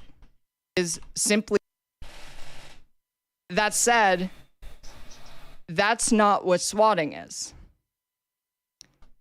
Swatting is simply deceiving the police so they dispatch their emergency response unit. It has nothing to do with getting raided or not. So like in your responding officers conducted the initial inquiries, which culminated in their attendance at Miss Sorrenti's residence. Officers did not conduct what is sometimes referred to as a dynamic entry into Miss Sorrenti's residence. Rather, they knocked on the door, announced themselves as police officers, and occupants answered. Any attempt by uninvolved third parties to suggest otherwise is inaccurate and irresponsible. Ooh, that's her, by the way. And with that said, I would actually like to bring on my fiance, who was involved, who was the person who answered the door. So let me just get this mic set up.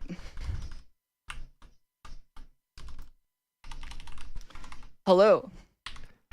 Hi, can you hear me?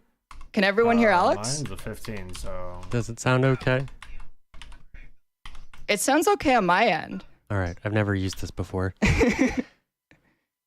Yeah, no, I Sounds answered the good. door, and they make it sound like a very normal interaction. They, them, pronouns, by the way. So it wasn't quite that they knocked on the door and I answered. Rather, I was getting ready for the shower and there was a tremendous pounding on the door. And I approached the door and the keyhole the peephole was blocked. And so there was just this huge pounding and I could not look out in the hallway. But they shouted out, they called out, and identified themselves as police. So I did not really have much of a choice but to answer the door when they're barking the command, "This is London Police, open up." And so, yes, I opened the door after they had banged on it. And as soon as I opened the door, they had bound it with a rope so it could only be opened a little bit, but I saw lasers from rifles trained on the front of the door. Does anybody want to play League or TFT? Inches from my face. Hold up. What? He might be in a key. How can you see lasers on the front of the door? Swag.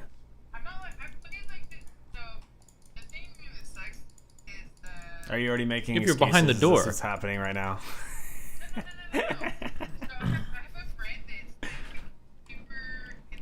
Destiny, big mad that his narrative is dying. Mac D, welcome to the Permaban Club. See you later, my duder. I'm also super curious. How do you see the front door if you're inside and they open it a little? Yeah. Do they use? Do they use laser What do sights you in mean Canada? by intellectual and legal? Or does this person think that? Like he's versed. Does this person think a red he dot knows, sight like, will leave the an actual counters and laser? stuff If like you have a that. rifle with a red dot sight on it, there's not an actual laser being shot out of your gun. I'm so curious. Like the counter with the Fuck! dot sight I on really it. want. Oh, yeah, I see what you're saying.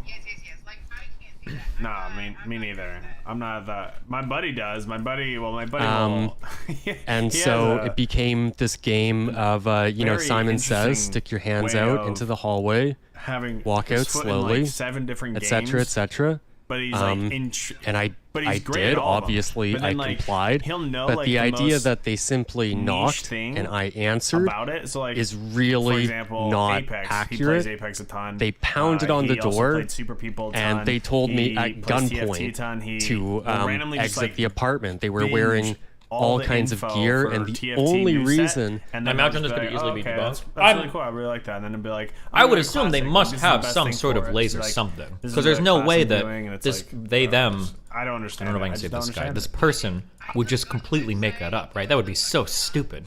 They couldn't possibly just make that up, right? they didn't do dynamic entry. They brought the battering ram, the handheld battering ram. They brought that, but our building superintendent pleaded with them not to break down the door. I don't know So if I that's like the only it, but reason all I they know didn't is I tell do my buddy all a the time, dynamic like, entry, which you they very well have may a have. affinity for, like, So just learning. the I'm really game so glad that you fast. could say Whereas, this like, part I'm of it because like, I wasn't yeah, it's, awake. I was still asleep when time. all of that happened. I'm like, hey, I'll yes. go play for 2 and, games. Fuck it, bro. So I had to wait in the hallway, and I knew immediately what this was about because it had happened only a few weeks prior in Toronto.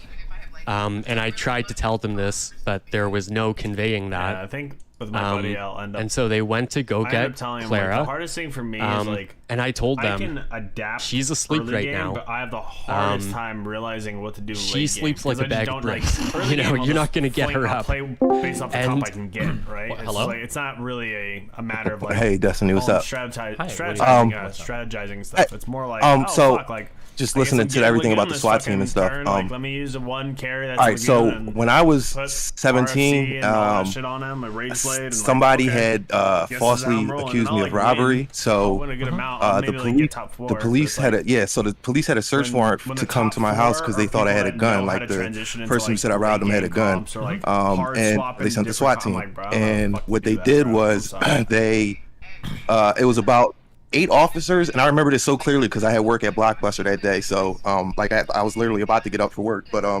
so what they did was when they got there, 4 of them went around back and 4 of them stayed around front. And they saw my stepfather through the kitchen window, and they like signaled to him. They didn't even knock or anything. They signaled to him to come open the front door. And of course, him not knowing what the fuck's going on, like, you know, he just sees a bunch of fucking SWAT team outside his house. He comes and opens the door, and they literally like just like tell him to step aside and walk in. They walk up the steps, and my door to my room is open, and it's right at the top of the steps. And I literally, this sounds so crazy because this is what Keffels claimed happened, but I literally woke up with guns, like with assault rifles trained on me. I don't know what the procedure is in Canada, but I'm just saying it was a similar situation as like they thought I had a gun. They sent the SWAT team. So I'm just saying, like police in these situations, like especially SWAT teams, I don't like they handle it different in different situations. So just like when you're going into this, and I just want you to keep that in mind because I guess like maybe like just looking up the SWAT procedure in Canada is probably a good start to see even what if what she's saying could have any like if like that would be an easy way to call out her lies, basically is what I'm saying. Okay. All right. Yep, that's all. All right. Lightning. Okay. All right, bye. They actually had to go inside the apartment, like in our front foyer, almost right to our bedroom door, and they yelled at Clara while she was in bed. So she got up. They were saying, Clara Sorrenti. Note that they did not use her dead name at this point either. They said, Clara Sorrenti, we know you're in there. Come out with your hands up. Give me a rage blade. And she had been totally asleep. She got up but no cigar. and came out of the bedroom door frame. And at that point, she saw a rifle pointed at her. She had been awake for... She was woken by the barking orders of a police officer. And so, yeah, someone did not wake her with a rifle pointed 3 inches from her face. But essentially, as soon as she woke up... Was I in a state of undress? I was naked, and I had to put on a pair of pajamas that was like on the floor before I could even go out to see the police officers. They were graceful enough to allow that. But yes, they most certainly had a gun pointed right at her within seconds of getting up. Yeah. And it's just been really frustrating seeing this misinformation campaign about this, where, Clara's partner just opened the door. The police didn't barge in. They didn't have guns. They weren't aggressive. Oh, yes. And when I saw them coming for Clara and they went inside and were yelling for her, that was probably hands down the scariest moment. Because she was totally taken by surprise, and I knew she would be, and she screamed. And in that split second, I was like praying in my heart, please don't shoot her, because she was, you know, she jumped, she was making a sudden move, and I was like, please, no. She jumped, she was making some... Wait, how does this guy know all of this? I thought, how does this didn't they say they were outside? How do they know that she jumped and made a sudden move? And I'm so thankful she's here today that she wasn't hurt. Oh my God. Yeah, that was actually probably one of the worst experiences in my life. Likewise. But I'm just glad to get that out there. I'm really sick of people who aren't involved, who don't understand how anything related to policing or law in Canada works, trying to speculate on what actually happened when they don't have all of the information and they weren't there.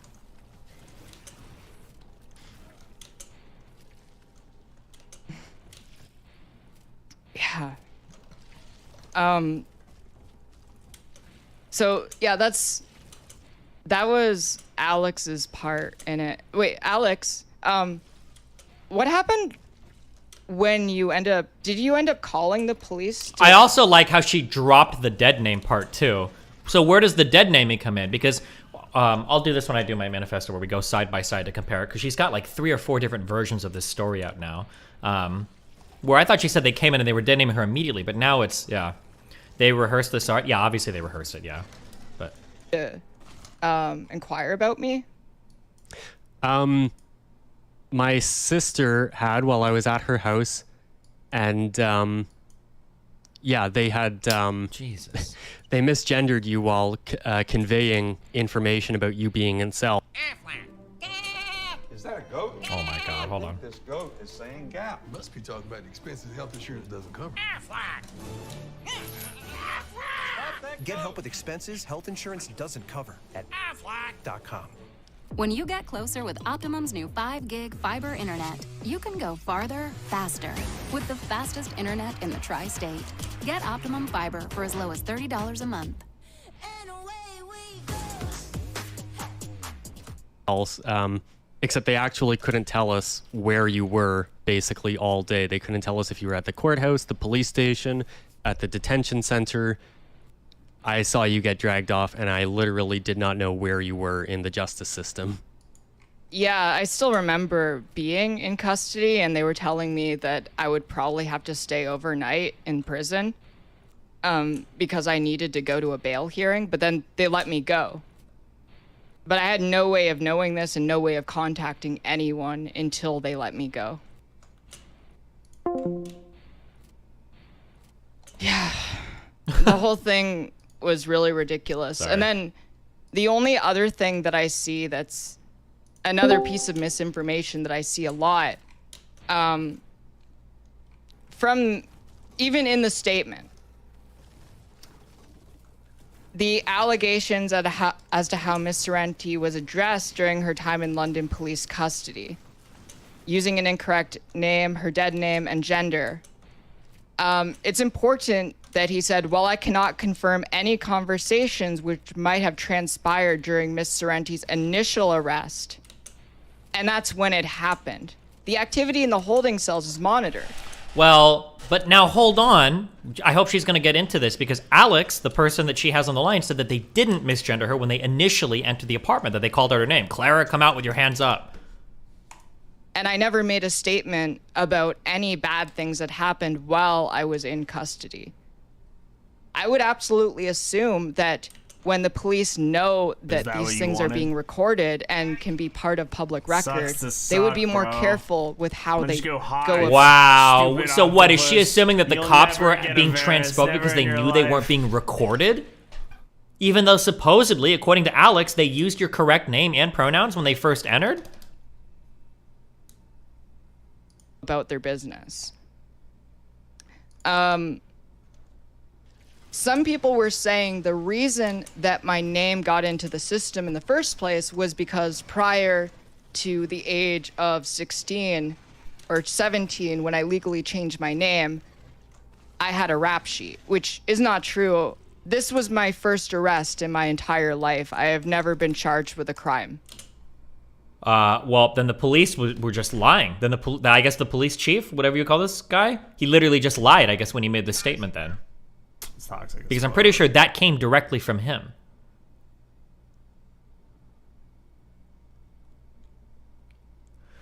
The reference to Miss Sorrenti's former name appears to stem from existence of prior police reports. When an individual comes into contact with the police for whatever reason, an entry is made into our records management system using the name provided at the time. This report is merged with prior reports. Oh, or maybe she's going to say it wasn't like a criminal charge. It was just an interaction I had with the police or something. She might say something like that, actually. Maybe. That's going to be... Actually, that's exactly what she's going to say. It wasn't because of a charge or whatever. It was because of an interaction I had with cops in the past. That's what she's going to say.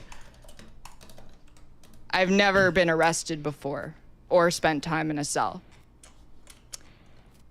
And in the statement itself, it says, when an individual comes in contact with police for whatever reason, an entry is made into our record management system using the name provided at that time. That report is merged with prior reports, if any, involving the same person with the same date of birth. And I think I understand why it got in the system in the first place. Because I was trying to think, okay, when is a time when a police officer took my information? And when I was, I believe it was when I was 17 years old, before I had legally changed my name, I attended a pride parade and I had a super soaker. I saw that there was like a hate preacher standing with a sign about gays burning in hell. So I started spraying him in the face with the super soaker. And he took the sign, he covered his face, so I started spraying his crotch with the super soaker. And a police... In the United States, this is assault, by the way. I don't... But, so now it's starting to sound like she did have a kind of rap sheet, or she was at least arrested for something, but okay. Police officer ran over to me and said that that's assault. It is. Give me your information. So I had to give the police officer my information.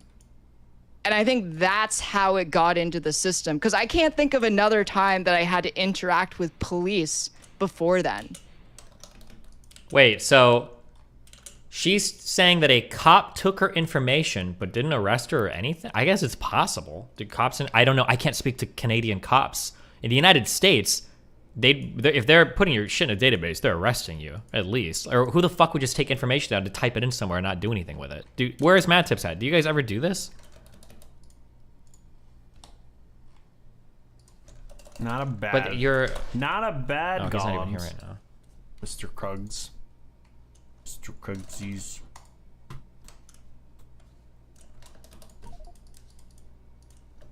Not always in the U.S. I know they'll sometimes ask for an ID and shit, but would they really write a name down and like enter it in some kind of database if they're not making an arrest?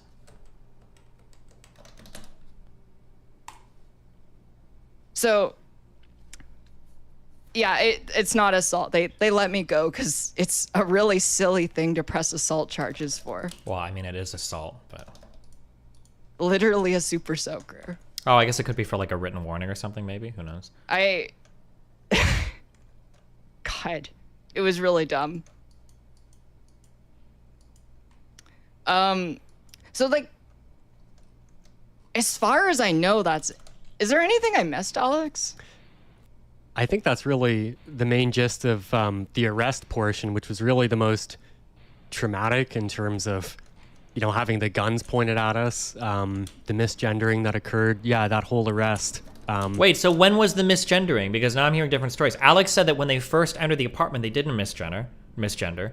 Keffel said that when she was in the jail cell, they never misgendered. Are they going to get to the part where the misgendering happened? Now, supposedly that was when they written on the bags of evidence, but I don't think they've said that yet. That is how it happened. It wasn't straight up dynamic entry. They didn't knock the door down, but they didn't come politely knock, and then I answered the door, and I did not say, "Oh yes, officers, please come in." That's not at all how it happened. And the police statement might lead you to believe that, but it was arguably a really substantial omission on their part. Yeah. I mean, their statement is a PR statement at the core of it. I don't expect them to acknowledge how bad the situation actually was. And there's no way of verifying it besides first-person testimony because there's no body cams in the London Police Service. Yeah, but that was like basically it. Everything that people are saying is just more misinformation. When the police chief himself is referring to it as swatting, when the deputy chief of police is saying there was no child pornography on the hard drives, and when it's already confirmed, I talked to a reporter with the London Free Press before I even started this stream, there is no body cam. There's no body cam footage. And I never at any point stated that I experienced transphobic harassment or any sort of abuse by the police while I was in custody. Wait, does anybody have a link to her direct statement initially? Because I thought, like, the first one about, like, help, I need 100K or whatever the fuck. I'm curious what her verbiage was in that first statement. Also, where the fuck? There's, like, gonna be, like, one alien on this planet that's, like, cucking me out of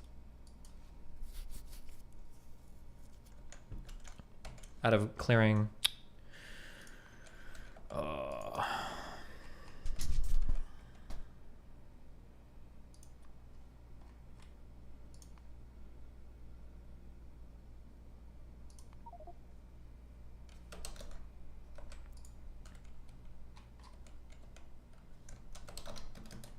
Lycan just got shot down. Oh, You guys aren't giving me a timestamp, are you, huh?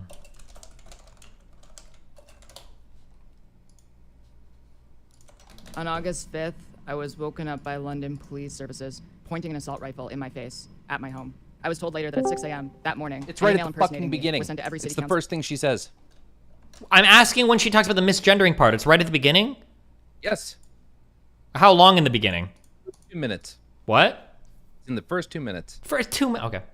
In the city of London, Ontario, stating that I have an illegal firearm, that I killed my mother, and that I plan to go to City Hall and shoot every cisgender person I see. I was shown the email while I was being interrogated in police custody. While the emails were riddled with grammatical errors and read more like something a troll would say than something I would sincerely say, the police took it seriously. Not only that, the email said my name was Clara Sorrenti, but also stated what my dead name was. It was an obvious attempt to make the police humiliate me. During the arrest, the police officer referred to me by my dead name.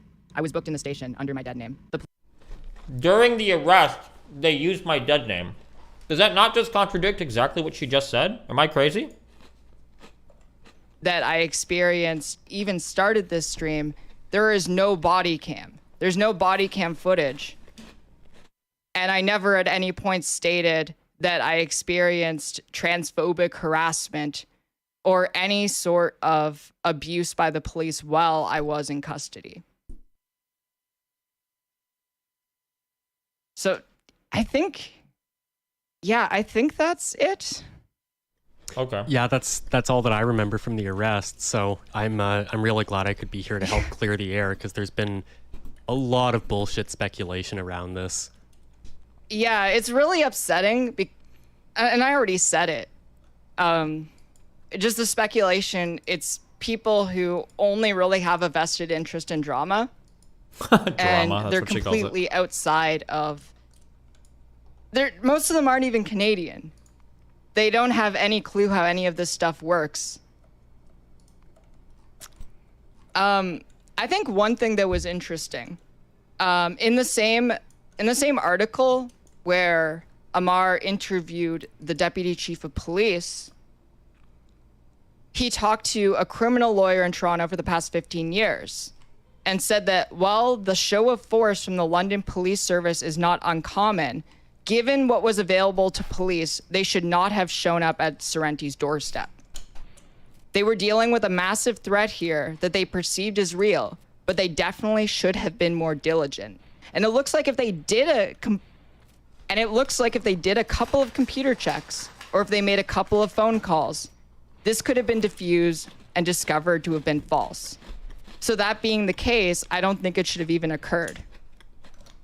How? What is that? What does she mean when she says that? Like, the FBI have shown up to my house 3 times, but I don't blame them. Like, if you're getting people sending you videos saying I'm gonna kill conservatives and have guns and all this shit, and people are saying I'm like fucking kids or whatever, like, I don't necessarily blame them for showing up and asking questions. Like, even Ludwig was smart enough to say that he understands why when they get swatted, he knows why the cops show up in force the way they do. They kind of have to. Like, does she expect, if she really is making terroristic threats, does she think the cops are just gonna call her like, hey, just checking, you're not planning on killing anybody, right? And she's like, nope. Like, moreover, the lawyer noted that anytime you have this type of show of force, someone could get injured, someone could get killed. So it was a very serious situation. Yeah, Alex, thank you so much for clearing the air. Yeah, thank you for having me on. If you just want to like maybe shut the screen for a moment or the camera, and I'll slip out of frame. Okay, I'm gonna go into BRB mode, and then we're gonna go over the policy proposal stuff. Bye, chat. dude, these things are showing up, and I'm not even picking them up on scan. I don't think it's possible to clear the planet, is it? It's not possible to do it running around. I think they're always just going to be randomly popping up in areas that I can't, like, fucking see. Or there's no way to, like, get them to stop spawning it. Look at this guy! He just showed up! Why?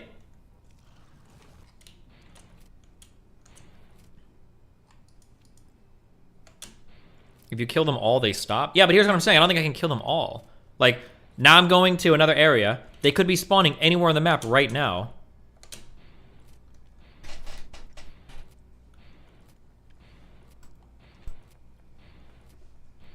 Just use turrets to defend your shit. No, I don't want this whole... Look, the planet is like almost extinct. I don't want there to be 50 trillion dumb fucking biters everywhere. And I want to trim the scan because my saves are taking forever right now too.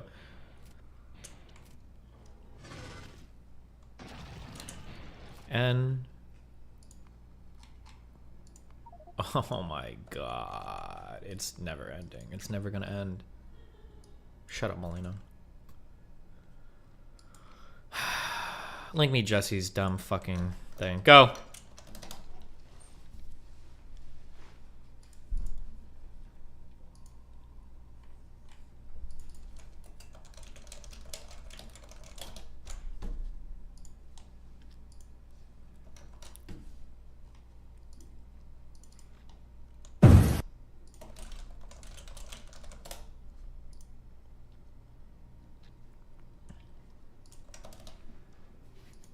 Wait, do we want to listen to part 1? Should we listen to part 1 or just part 2? Listen to both or just part 2?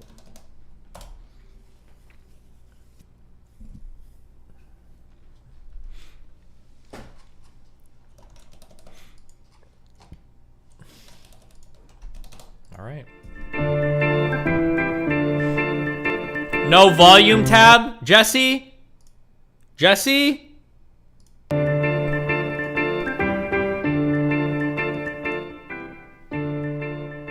Hey, Jesse. Katie, before we begin, can we do 5 seconds of silence for Her Majesty the Queen?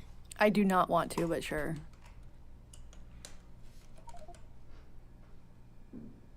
This is going to be a long and complicated episode, Katie. I'm going to explain some things to you, and one of the things I'll explain by the end is why we just did 5 seconds of silence for the Queen. We just had a huge argument about whether or not we should actually do this. I vociferously argued against 5 seconds of silence in the podcast. This better be fucking good, Jesse. I just want for everyone listening to know, in terms of how difficult you are to work with, I was like, Katie, off mic, let's just do this, and then I'll explain. And then I think we did 15 different takes where you just it was like playing the quiet game with a 2-year-old.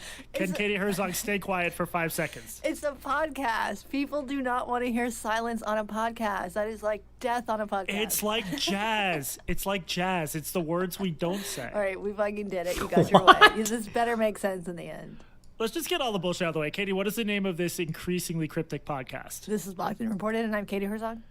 And I'm Jesse Single. Katie, what do you know about Keffels, Twitch, Destiny, Kiwi Farms, the Ulster Volunteer Force, the Irish Republican Army, and Cloudflare? I am pleased to say all of these words. You could be speaking Welsh to me. What the fuck are you talking about? Okay, yeah, this is going to be a complicated one. So for the last month or so, a hashtag has seized the imagination of Twitter and the journalists who steal all their story ideas from it. Journalists do that? No. Never. Not us. Other journalists. Yeah. We would never talk about a Twitter controversy. Anyway. That's not real journalism. The hashtag that stole journalists' imagination is hashtag #DropKiwiFarms.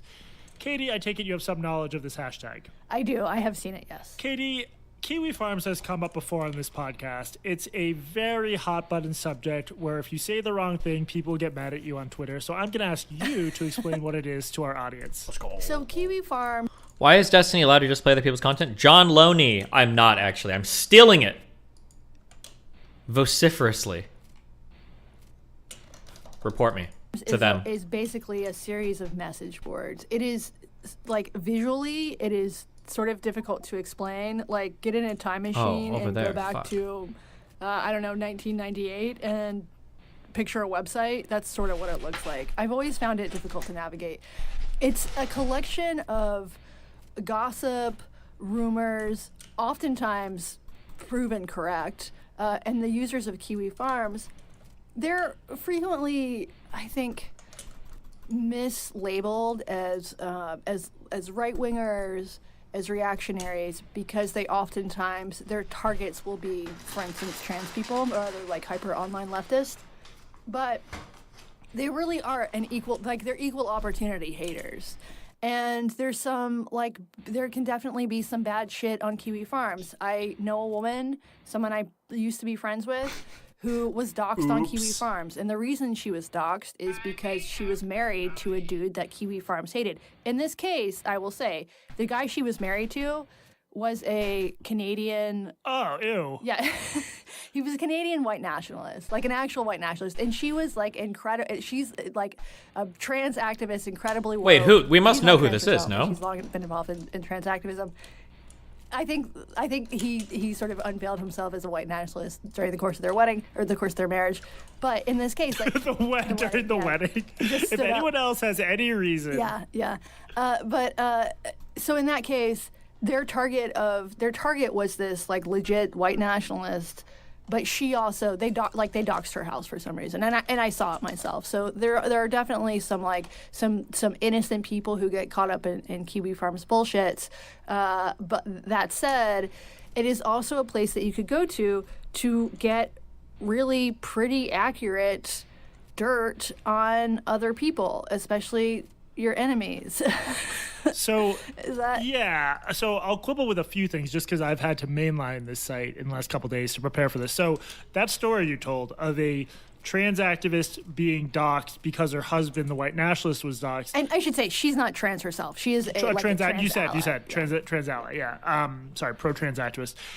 These guys love to make fun of people they find ridiculous on the internet, and lol cows. They call them lol cows, laugh out loud cows. Their whole ethos is you can milk them by just watching them and observing them and ridiculing them. And the ridicule comes in the argot of like places like 4chan and the darker corners of Something Awful. It's just riddled with slurs.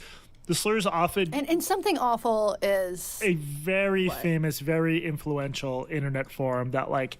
a huge amount of internet culture flowed out of Something Awful. It had like a front page. And it no longer exists. Yeah, if you go to it, I mean, the last post was July 4th, 2020. There's all this backstory involving the founder. And I knew it growing up as like, they'd often just like post comedy stuff to the front page, but there were all these forums I weren't in where a lot of big name internet celebrities in like weird Twitter spaces came out of the Something Awful forums. Anyway. Jesus. Kiwi Farms, if you go there, it is just these forums making fun of people really viciously. There's also, I guess, normal like sports and politics and discussion forums, but like the main reason anyone knows what Kiwi Farms is they have these threads devoted to lolcows that are solely devoted to making fun of their every move. And like you said, there's also doxing involved. They will post their personal information, they'll post photos of their houses, oh my God, trying to figure out where they live, do the same thing to their family members. It's like a pretty shocking and alarming place, especially if you're not used to the way, that 4chan lingo. As you also said, once in a while, they target people who should have dirt dug up on them. You can question their tactics. That's sort of what this episode's going to be about. But wait, you think only once in a while the people they target should have dirt? Yeah, because they have like a long thread on mentally ill internet micro celebrities whose only like harm they've done is posting weird shit to Twitter. This whole thing came out of an obsession with a guy named Christian Weston Chandler. Now I guess Christine Weston Chandler. It's impossible. You just need to Google it. Kiwi Farms was born out of an obsession with tracking this like very weird mentally ill guy who did so that's why Kiwi Farms started, was to track that one guy. That one lady. It was born out of the folks who tracked that one guy, and I think and this guy, she's on trial right now, right? I don't know. I don't want to say what you say what she's accused of. Raping her mother. This is a trans woman, and I think probably like pretty disabled. This is like a really disturbed person who the folks on Kiwi Farms have like tracked and ridiculed for years. There's this weird thing where some of the folks who track him and make fun of him also claim to be. Sorry, that's not funny. I don't know. There's a long story behind this person. I'm sorry. This gender thing. I'll call her, but like, there's some debate over that. But this is sort of the kind of thing Kiwi Farms does. That's like the internet celebrity that gave rise to all of this. So, I think a small number of the people they post information about and dig up dirt on deserve it, and I'll get to that. But there's a huge amount of why do you have 1,000 threads on this micro celebrity on Twitter? So that's what Kiwi Farms is. It is not a friendly place. It's very toxic, but especially if you're someone who writes or talks about it. Wait, I need to issue a correction. Yeah. Uh-oh. Chris Chan is not being tried for rape. This person is being tried for felony incest. But she was. That's a felony? Was disabled. Yeah, like an elderly, demented. This really is the best place to start if you want kiwi farms. Anyway, the reason normal people end up there, I think, is if they're interested in like some weird Twitter or Instagram influencer or micro influencer. There's a lot of people where if you enter their username, you will find no information on them except Twitter and Kiwi Farms. So Kiwi Farms, and this information tends to be pretty accurate. Jesse, is that your sense? Yes and no. We're gonna get into that too. Often, yes. Because most of what they do is a large part of what they do is they just post people's screenshots. Like one thing they don't do is like make up screenshots or make up utterances. They're fastidious and obsessive about like documenting everything and archiving everything. Sometimes they spread false information, and I'll explain the context for that in approximately 8 hours when we get to the second half of this podcast. Okay. This story of Kiwi Farms centers around Keffels.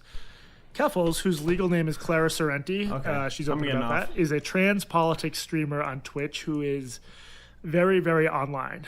We'll talk about how online she is soon, but what matters for our purposes is that on August 5th, she was swatted at her home in London, Ontario. Katie, what's swatting? That is when somebody calls in a false threat or something like that to the police, or there's a hostage situation at this house or something like that.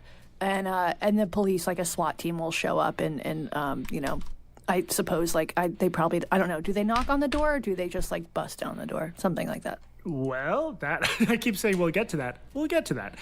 Someone posing as Keffels. Everyone, have a I'm just good going to call her day. I'm Keffels. peacing out. I'll be She goes by Keffels. on maybe posing as her sent a tomorrow, really juvenile tomorrow's email to a Friday. bunch of local politicians Maybe in London, tomorrow. Ontario, Definitely claiming she had Saturday. killed her mother and was going that to should go be a on a fun mass day. rampage killing cisgender people. Either way, It's a I got ridiculous email. 2.8K It's crazy they fell for this that week. and assigned a pretty I shitty don't law know if I want to enforcement. push And any this did higher, 'cause happen, it's and Keffels actually didn't send the fucking email. AIDS. These are There's no fixes. reason to believe Keffels sent the week. email herself now. So I might That not has wanna happened in do the it. past. People have faked their own I got my swatting goal, and harassment. but not 2,800 here. for the week. Apparently, so I'm someone pretty else with a chilling similar like that. name, like So, Sorrenti, an either older way, man somewhere I else hope, was also everyone has a good swatted. day. Luckily, Babe, no one I was love you hurt. if you're there. If you're not, So